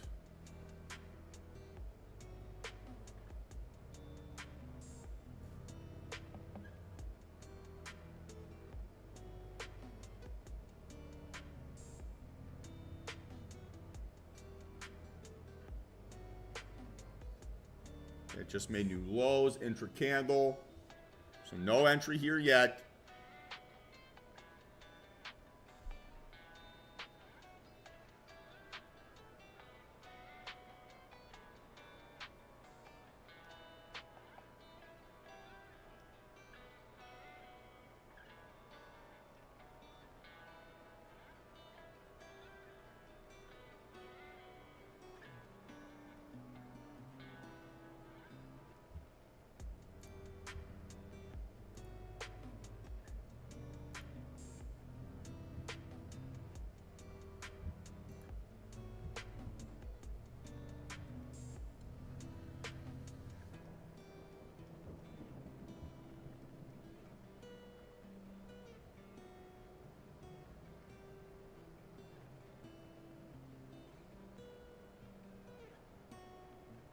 Okay, just made a lower low, so no trade.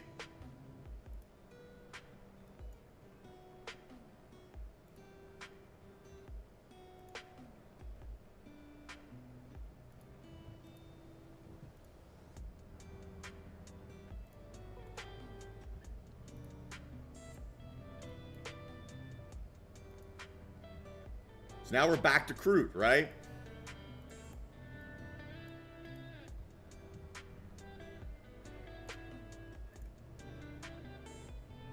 And we're looking for elevator up above here, this 91.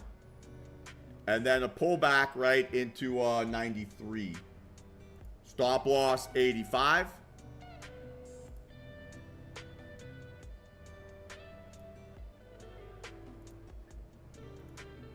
And that would be a 5-unit play. So that was too far down.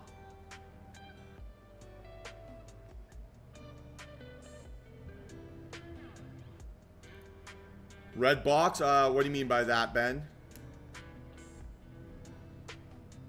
I don't think I've talked about a red box here today.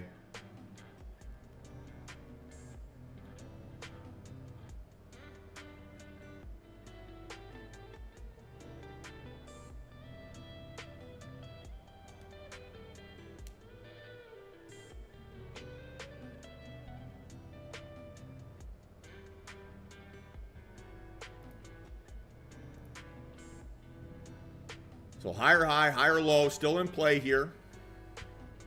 Oh, this red box, yeah. So it's not a theory, it's just I'm watching the numbers here, right? How fast is it going from 94 to 97 versus 94 to 90, right?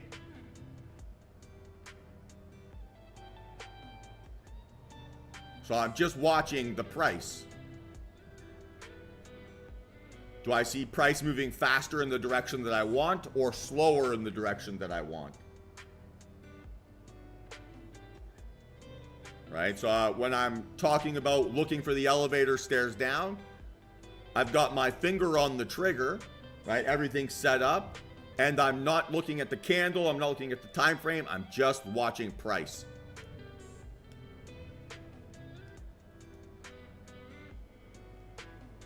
Right? That was elevator down, right? See how fast it went from 90 to 85? Not what you'd like to see. So now we have this setting up on the 15.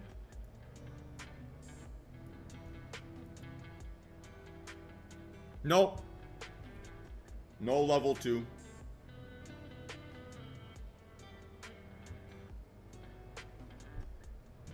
And we're looking for elevator up above 91. Right? So we want to see the move from 91 to 97 be faster, right, than any pullback lower.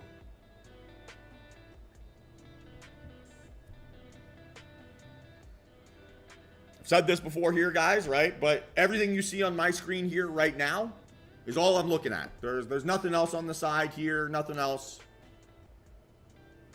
My other chart layout that I have is literally just candlesticks. So there's nothing else. There's no secret sauce I'm hiding or anything along those lines. This is all I'm watching.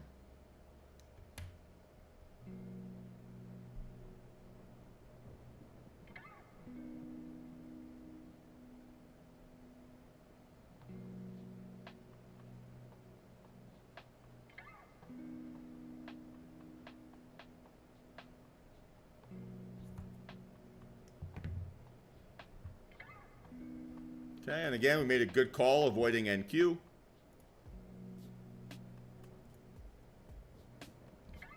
ES, right, never gave us the volume standard for us to have flexibility to the downside. All right, so all things considered, right, it's a very baby range here on the indexes. Please do not fall in love with this price action when this is one of the smallest range days we've seen in a month.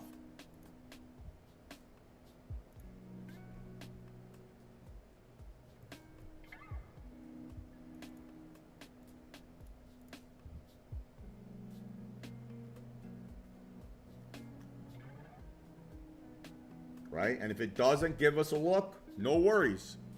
I think Jen's the one who says this all the time. I'm not sure if you're still watching with us, Jen. But so far today, this has been like blow up your account price action, right? Choppy in one direction, choppy in another without giving you a significant amount to follow through in either direction.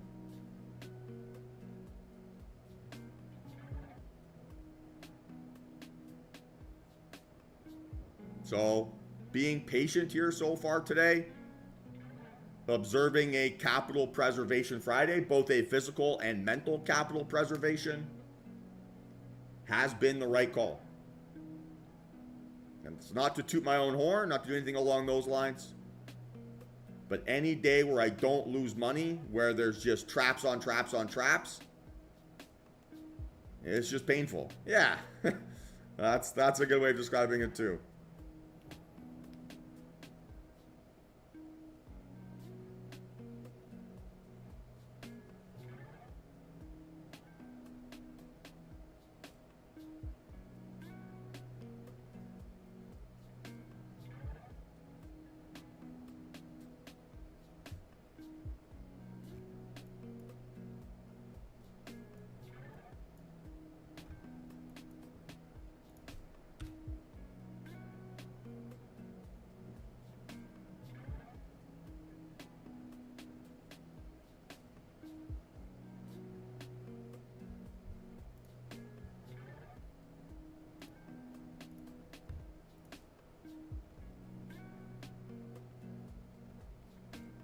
Possibly a capitulation volume there.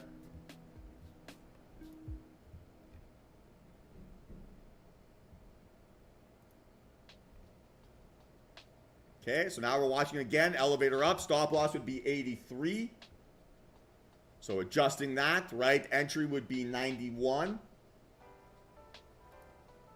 So now I could go 7 units here. We want to see an explosion through this 91.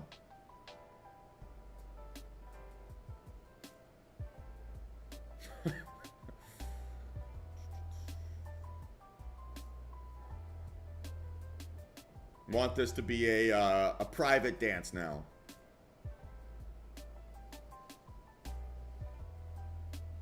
To use Jen's metaphor.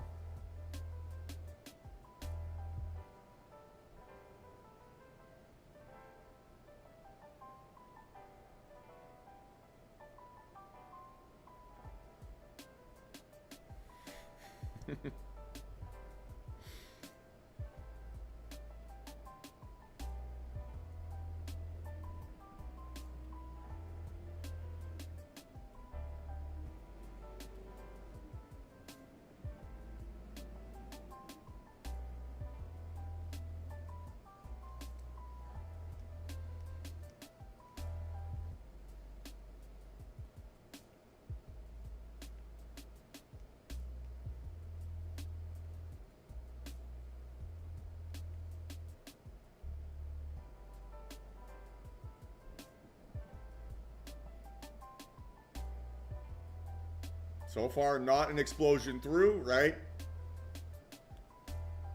Those like hold your breath price action, not take your breath away price action.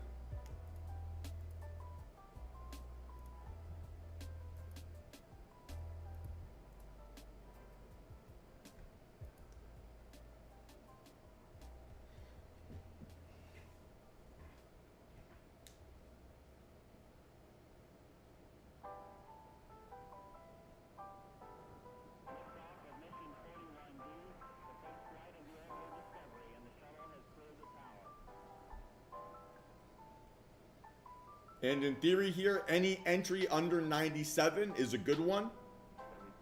But that means you'll have to change your position sizing, right? There we go. That was a 2-cent jump. So now it's moving higher faster than it's moving lower.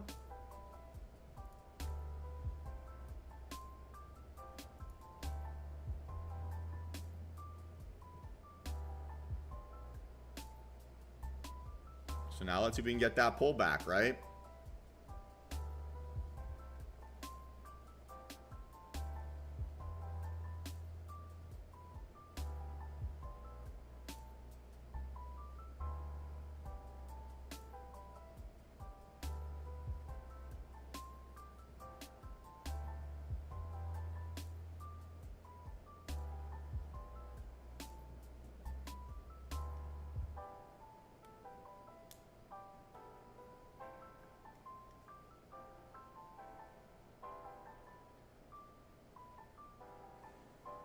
Instant recovery of 97.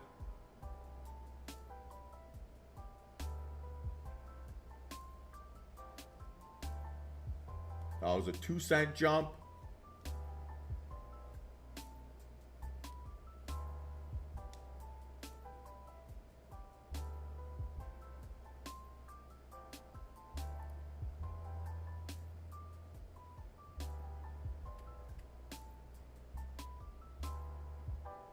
All right, guys. So I am in average price 70.94.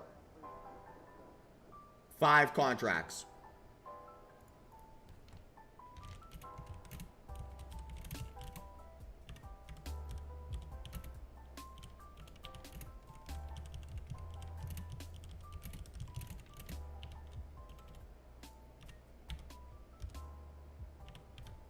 I'm risking about $500 on this.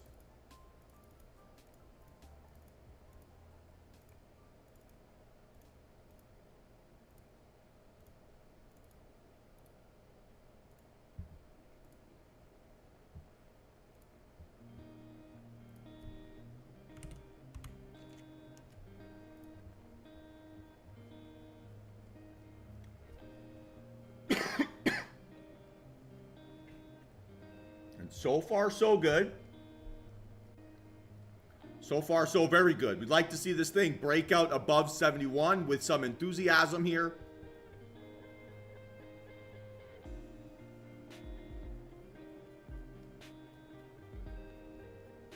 Let's see if it can go.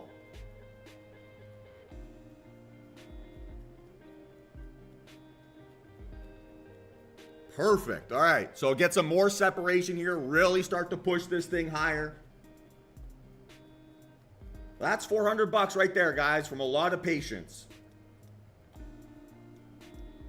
Not bad. So now let's see if this thing's got some more legs here to keep flying. Really good shape here all of a sudden, right?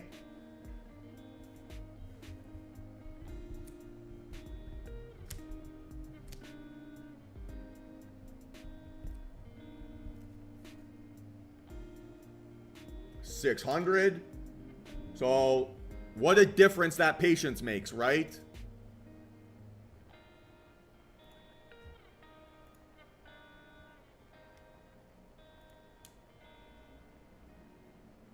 Really good shape here, team. Really good shape. Who's in this with me?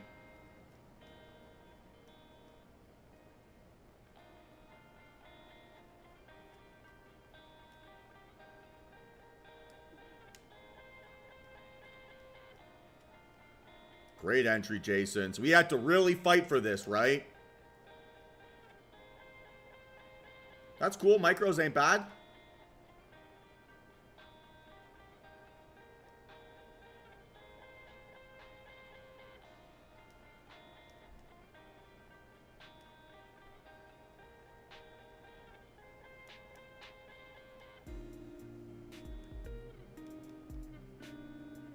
See if it's got a bit more legs here to keep pushing higher. Ooh, voice cracked a little bit there. I don't know what that says about me.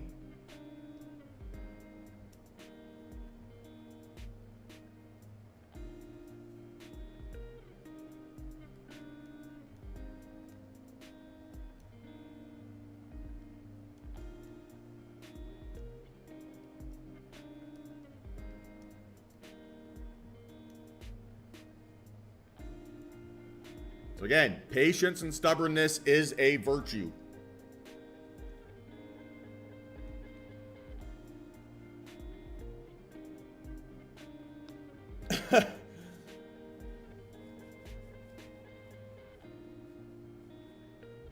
Might need a mimosa at this point.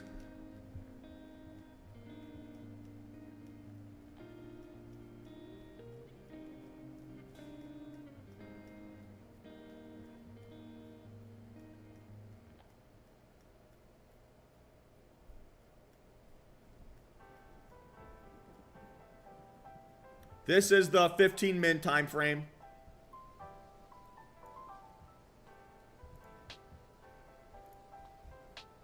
See here, 15 min.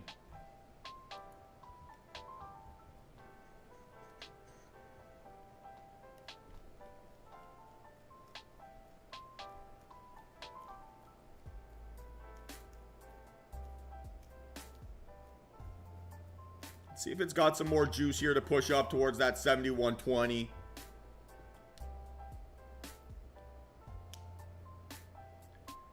Yeah, I'm thinking about that a little bit here, Sammy. Definitely thinking about that a little bit. I certainly don't want to let all this hard work here today turn into a red day.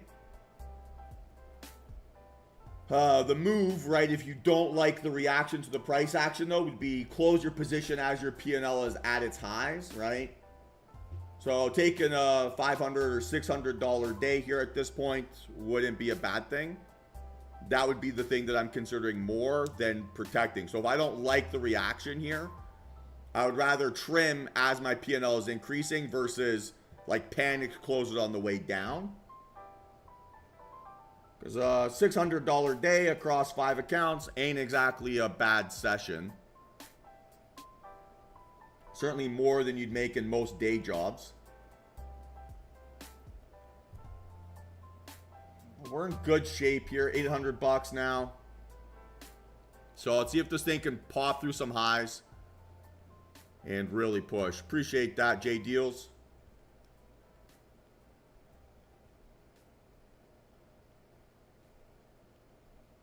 So almost $1,000 here. There it goes. So that's $1,000. Nicely. Good job, team. And we're flying. We're off to the races here now. That's 1,200.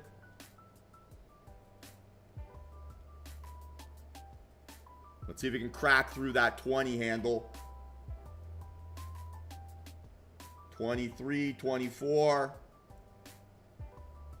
So write that down in your journal, Sammy. What made you not trust that setup, right? What made you not trust that price action to miss you out on a $1,500 day?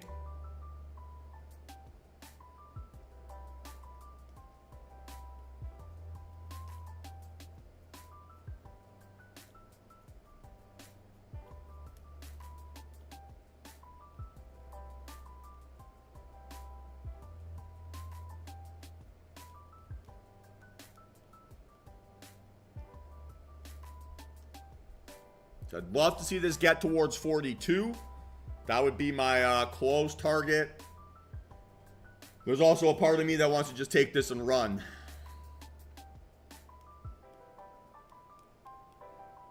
$1,700.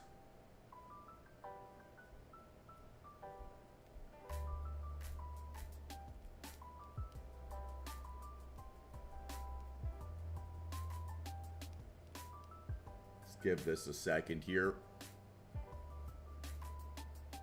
Yeah, no complaints, right? Entry was good. We didn't spend any time in the red. Pretty much green right away, but I don't like those big pops that then sell off. So I might just take it here. Giving it a second. Nice work, Derek.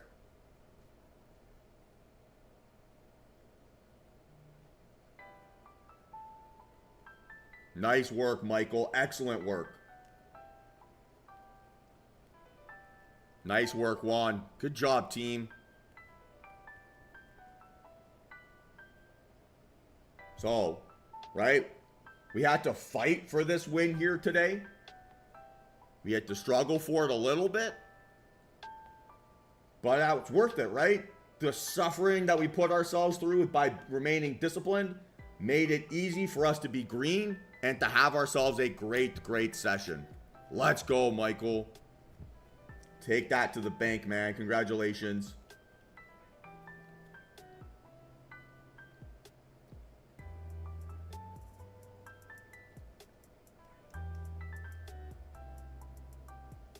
This is live, Ernie. You might not be live on the stream. So when you go to your YouTube, that might be, you might be missing. You might have to click that live button to get into real time. Yeah, you too, Emil. Have a great weekend, man. But the latency on the stream should be about 3 seconds at most. Not 5 minutes.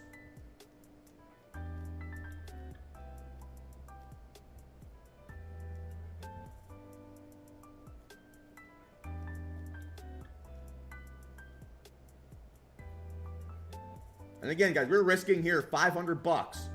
So to be up 2x your true risk return, or even 1x your risk return, nope, that's just where I had the setup, right? So my setup here was this breakout through the opening range on this increasing volume standard. So I'll trade it on the 3, 5, 10, or 15. But the 15 minute is just what gave me the setup here today.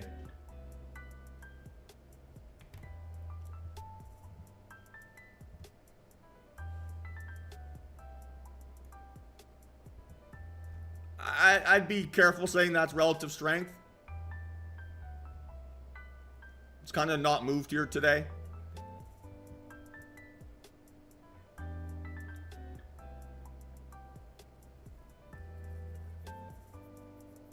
Nice work, Michelle.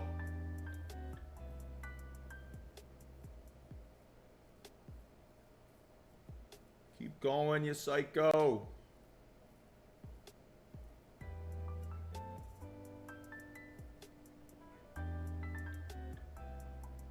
For myself, PJ, no. When I do analysis on one time frame, I stick to that time frame. Now, I'm not going to let this trade go red. Like if I gave back from being up plus 1,500, right, to down 500, that would be unacceptable. So what I will do, right, is I set like intra candle areas of support I want it to see hold. So in the next 4 minutes, if this doesn't close above 71.20, I'll get out. But for now, I've got no reason to not trust my plan still.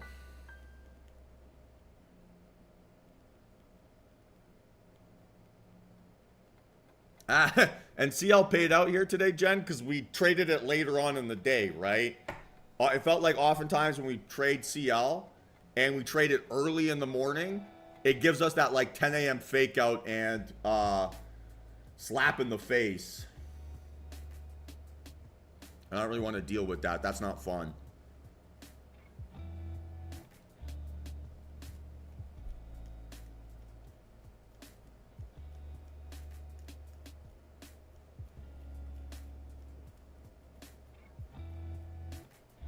So let's see if it's got the next legs here to really flush us higher. Or push us higher, I should say.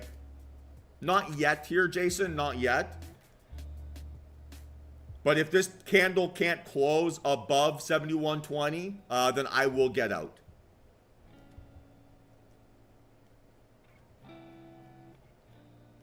I'll always let you guys know when I adjust my stop loss. For now, it is still at my 70.83.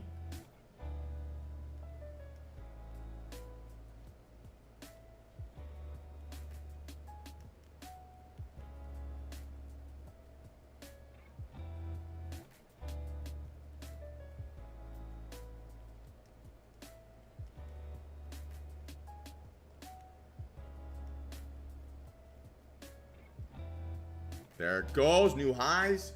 Almost 2K. And if it hits 42, I will be out.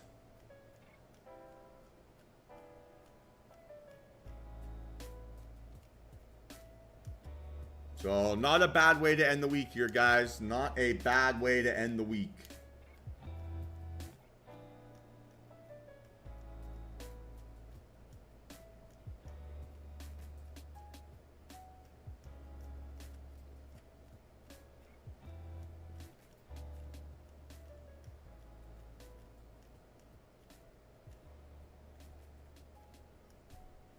And again, we had to fight for this today, right?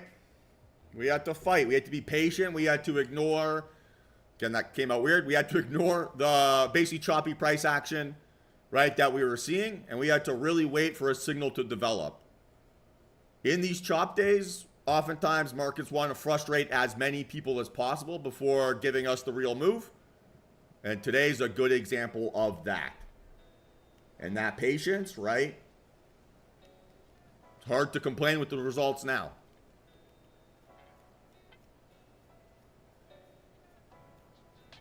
Let's go on. Nice work, man. So hopefully next week you can pass it and start hitting those payouts. That's fantastic, man. Not bad for a week's worth of work.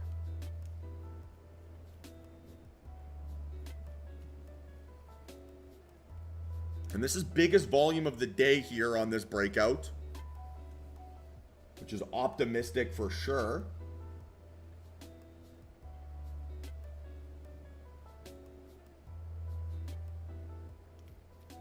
Let's see if it's got one more squeeze in it to hit that extra 8 cents.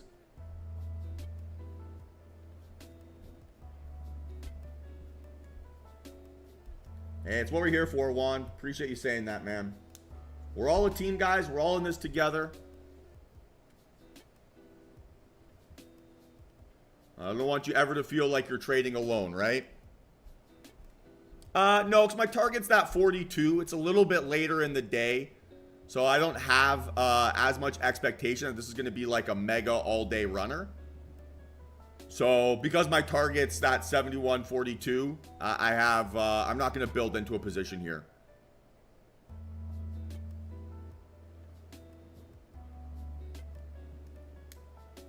That's 2,000. Let's see if this thing can flush. I keep saying flush. See if it can pump. Stop loss is now, right, protecting 25. Stop loss is now at 25. So I'll make yellow line my stop loss.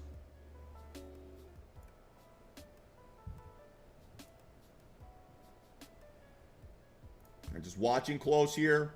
4 cents to go, so this could happen fast. Let's see if it's got the legs.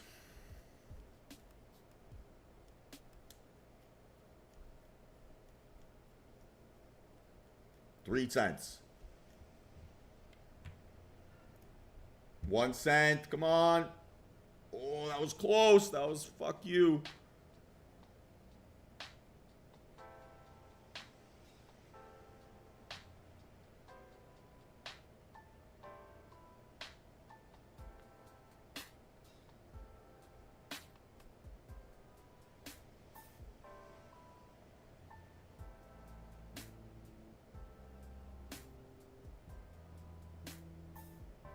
Come on. I felt maybe a little bit like a rejection.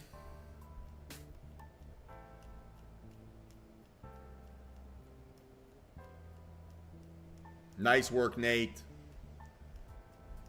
Yeah, I took my off my screen for just a second. All right, I think I got to get out here.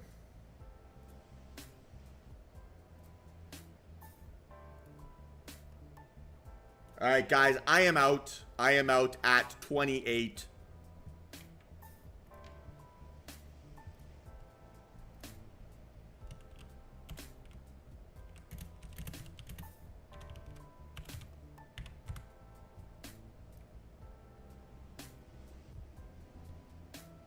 And that was 17.50, right? So can't really complain.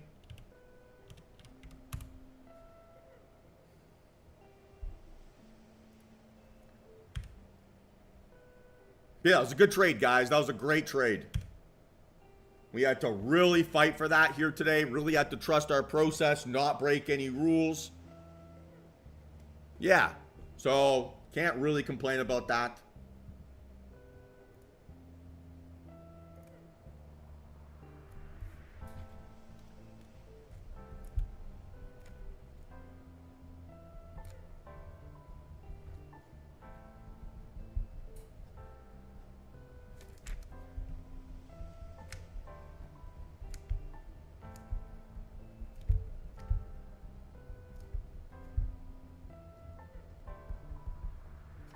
So a pretty good day, all things considered. And yeah, it looks like it was the right call to cut that here. Let's go, team. Let's go.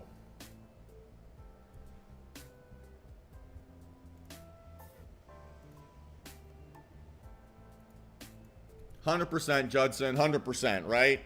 And the more that we practice following our plan, the easier it gets. It's never going to be easy, but the easier it gets. So really good to finish off the week on a win here, guys. That felt awesome.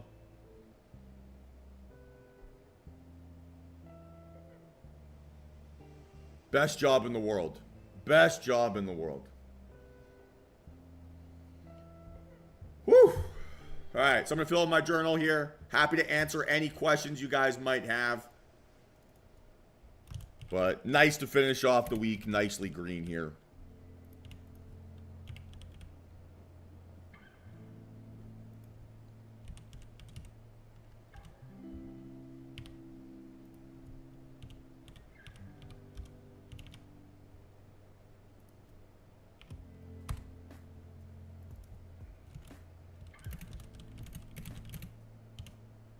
At this point here, Bergs, I wouldn't be very interested in doing it. It for sure could be a reversal signal, but I'm nicely green on the day. I'm kind of outside of my kill zone, so I'm not motivated by that, to be honest with you. Best case scenario, right, I add a few bucks to my account. Worst case scenario, I give back all that hard work I put together, right, on that trade there. So I'd rather finish the day off nicely green instead of taking on more risk. It's 11:20 in the morning. Historically, between, say, like 11 and 2, price action tends to get stuck. So yes, that looks like a good reversal. If I were to nitpick here, I don't like that it closed under 19.9. Right? The fact that it couldn't get back up above maybe gives me a little bit of anxiety. So I would say I'm happy to just take the win and move on. Obviously, doesn't mean it can't go. But at this point, okay, now it's going to run like a psycho. But there's like diminishing returns of trading away a nice green day.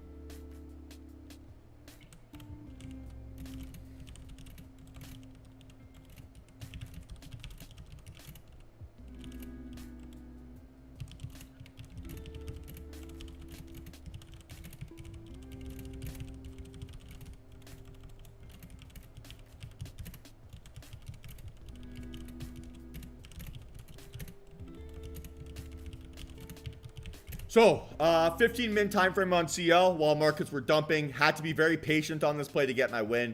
Entered in at 70.94 with the stop loss 11 points away. Had 5 total contracts, about $550 worth of risk. Really had to wait for my elevator upstairs down entry, but got my timing spot on and perfect and was green pretty much right away. Price action then ran on the highest volume of the day and was able to hold all my intra-candle support zones. After that big 15 min vol candle, it hit 1 cent away from my profit target and flushed with aggression. So I chose to close the trade early instead of waiting for it to pull back and hit my new stop loss price. Was the right call, and CL flushed back down towards 71.15. Had to fight to make money today, but did well keeping my mental capital and following my rules. Great day. Great day to end a challenging week. And it wasn't challenging because of the P&L. P&L was fine on the week here, right? Can't really complain. About, was that 1,500 per account all in all? So can't really complain about that. But yeah, had to work a little bit for it today, right? And that happens, not the end of the world. Brings up my total here to 159 trades taken, 100 wins, 59 losses, win rate of 63%, and an average daily P&L of 5.9K. So won't complain about that. All in all, fantastic week here. Had to really fight for it. And yeah, I won't complain about that, guys. That was a great session. Hopefully we learned a lot, right? We had to really go through a lot of concepts here today. We had to really fight back against our own demons. And I'm glad that we could use the power of positive peer pressure to get us there today. So very proud of you all. That was really, really well done. And yeah, hopefully everyone's nicely green here on the day. Any questions here, team? Anything you guys want to go over? Happy to try to answer those questions here now.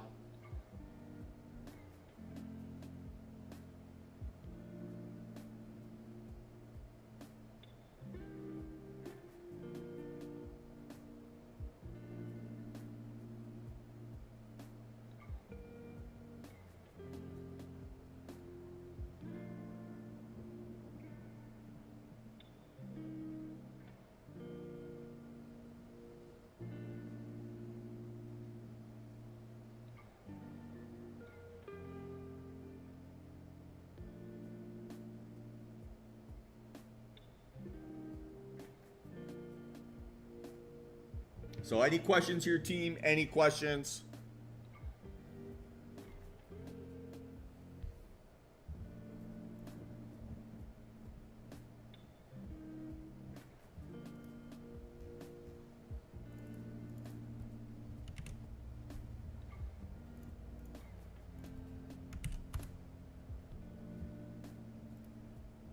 Yeah, great call to take that win for what it was. Yeah. So we read that well. We had a good pulse on price action there. I mean, pulling back nearly to entry price would have been beyond stressful at this point. And now that's on the biggest volume of the day of that rejection, right? So funny how that goes. Oftentimes, and this is maybe a little bit of confirmation bias, but like a high volume breakout, especially on biggest volume of the day in kind of like a slightly random time, is a sign more of capitulation than continuation. Maybe that's kind of what we got here today, right?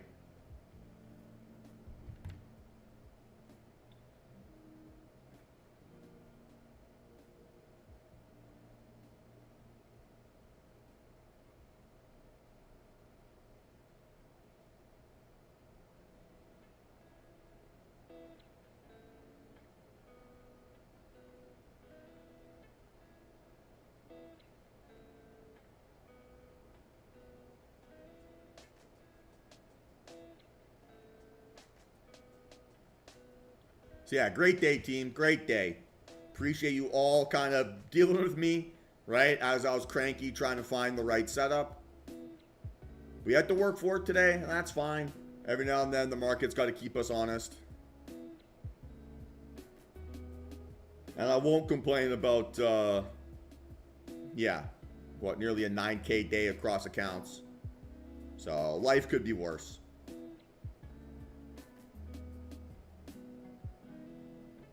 No, my pleasure, Brian. Have yourself a great day, man. Enjoy your weekend. You too, Dana. Have yourself a great weekend. Connect with your DTR advisor. I'm sure they'd love to chat here today. Get you started, help you out, take that next step in your trading.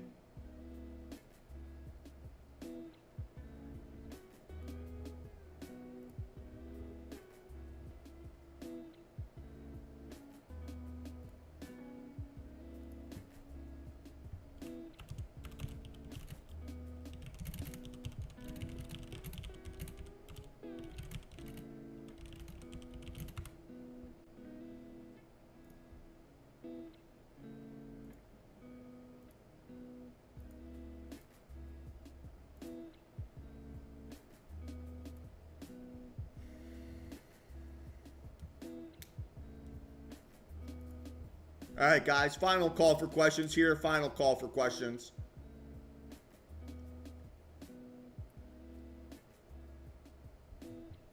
And okay, feels good to not see NQ really punishing us for missing this.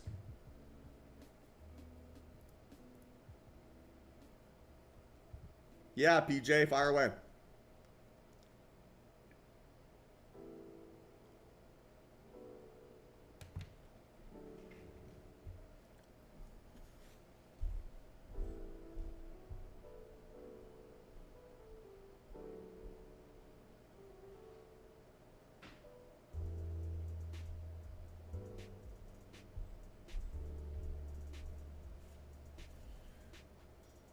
No, I mean, if you want to ask here, no worries. If you want to email, no worries. My email is michael@dtrtrading.com.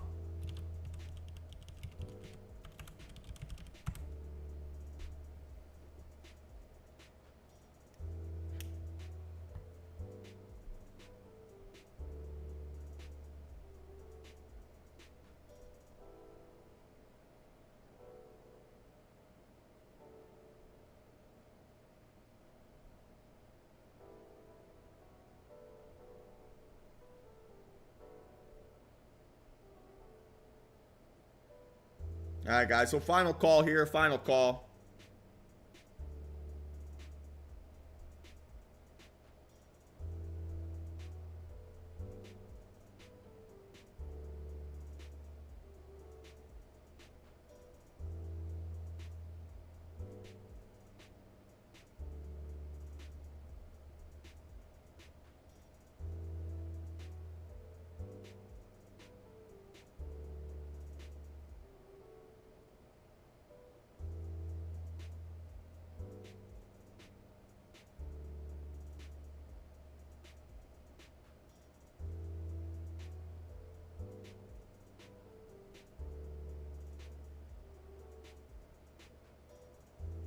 Oh, look at crude now. 70.85. So this would have almost stopped us out. There we go. It stopped us out. Woo! So yeah, we did well there, team. We did very well. All right. Well, same deal like always, right? If you have any questions, hit me up outside of market hours. I'll do my best to get back to you as soon as I can. Otherwise, everyone have yourselves a fantastic rest of the afternoon. Enjoy your weekends. For me, it looks like it's going to be the last official day of summer here before it starts to get cold. So if you hear a grumpy Michael on Monday, I promise it's just the weather. And yeah, team, have yourselves a great weekend. Great work here this week. We had to fight through a lot of choppy price action and really put together solid, consistent plans. And we learned how to trust ourselves. So for me, that is more important, right, than the P&L. Learning that, hey, following my plan is actually what makes me money, not following my impulses. That's a much more sustainable process, and it's going to serve you well long term. So have yourselves a great rest of the day, guys, and I'll see you on Monday. Peace.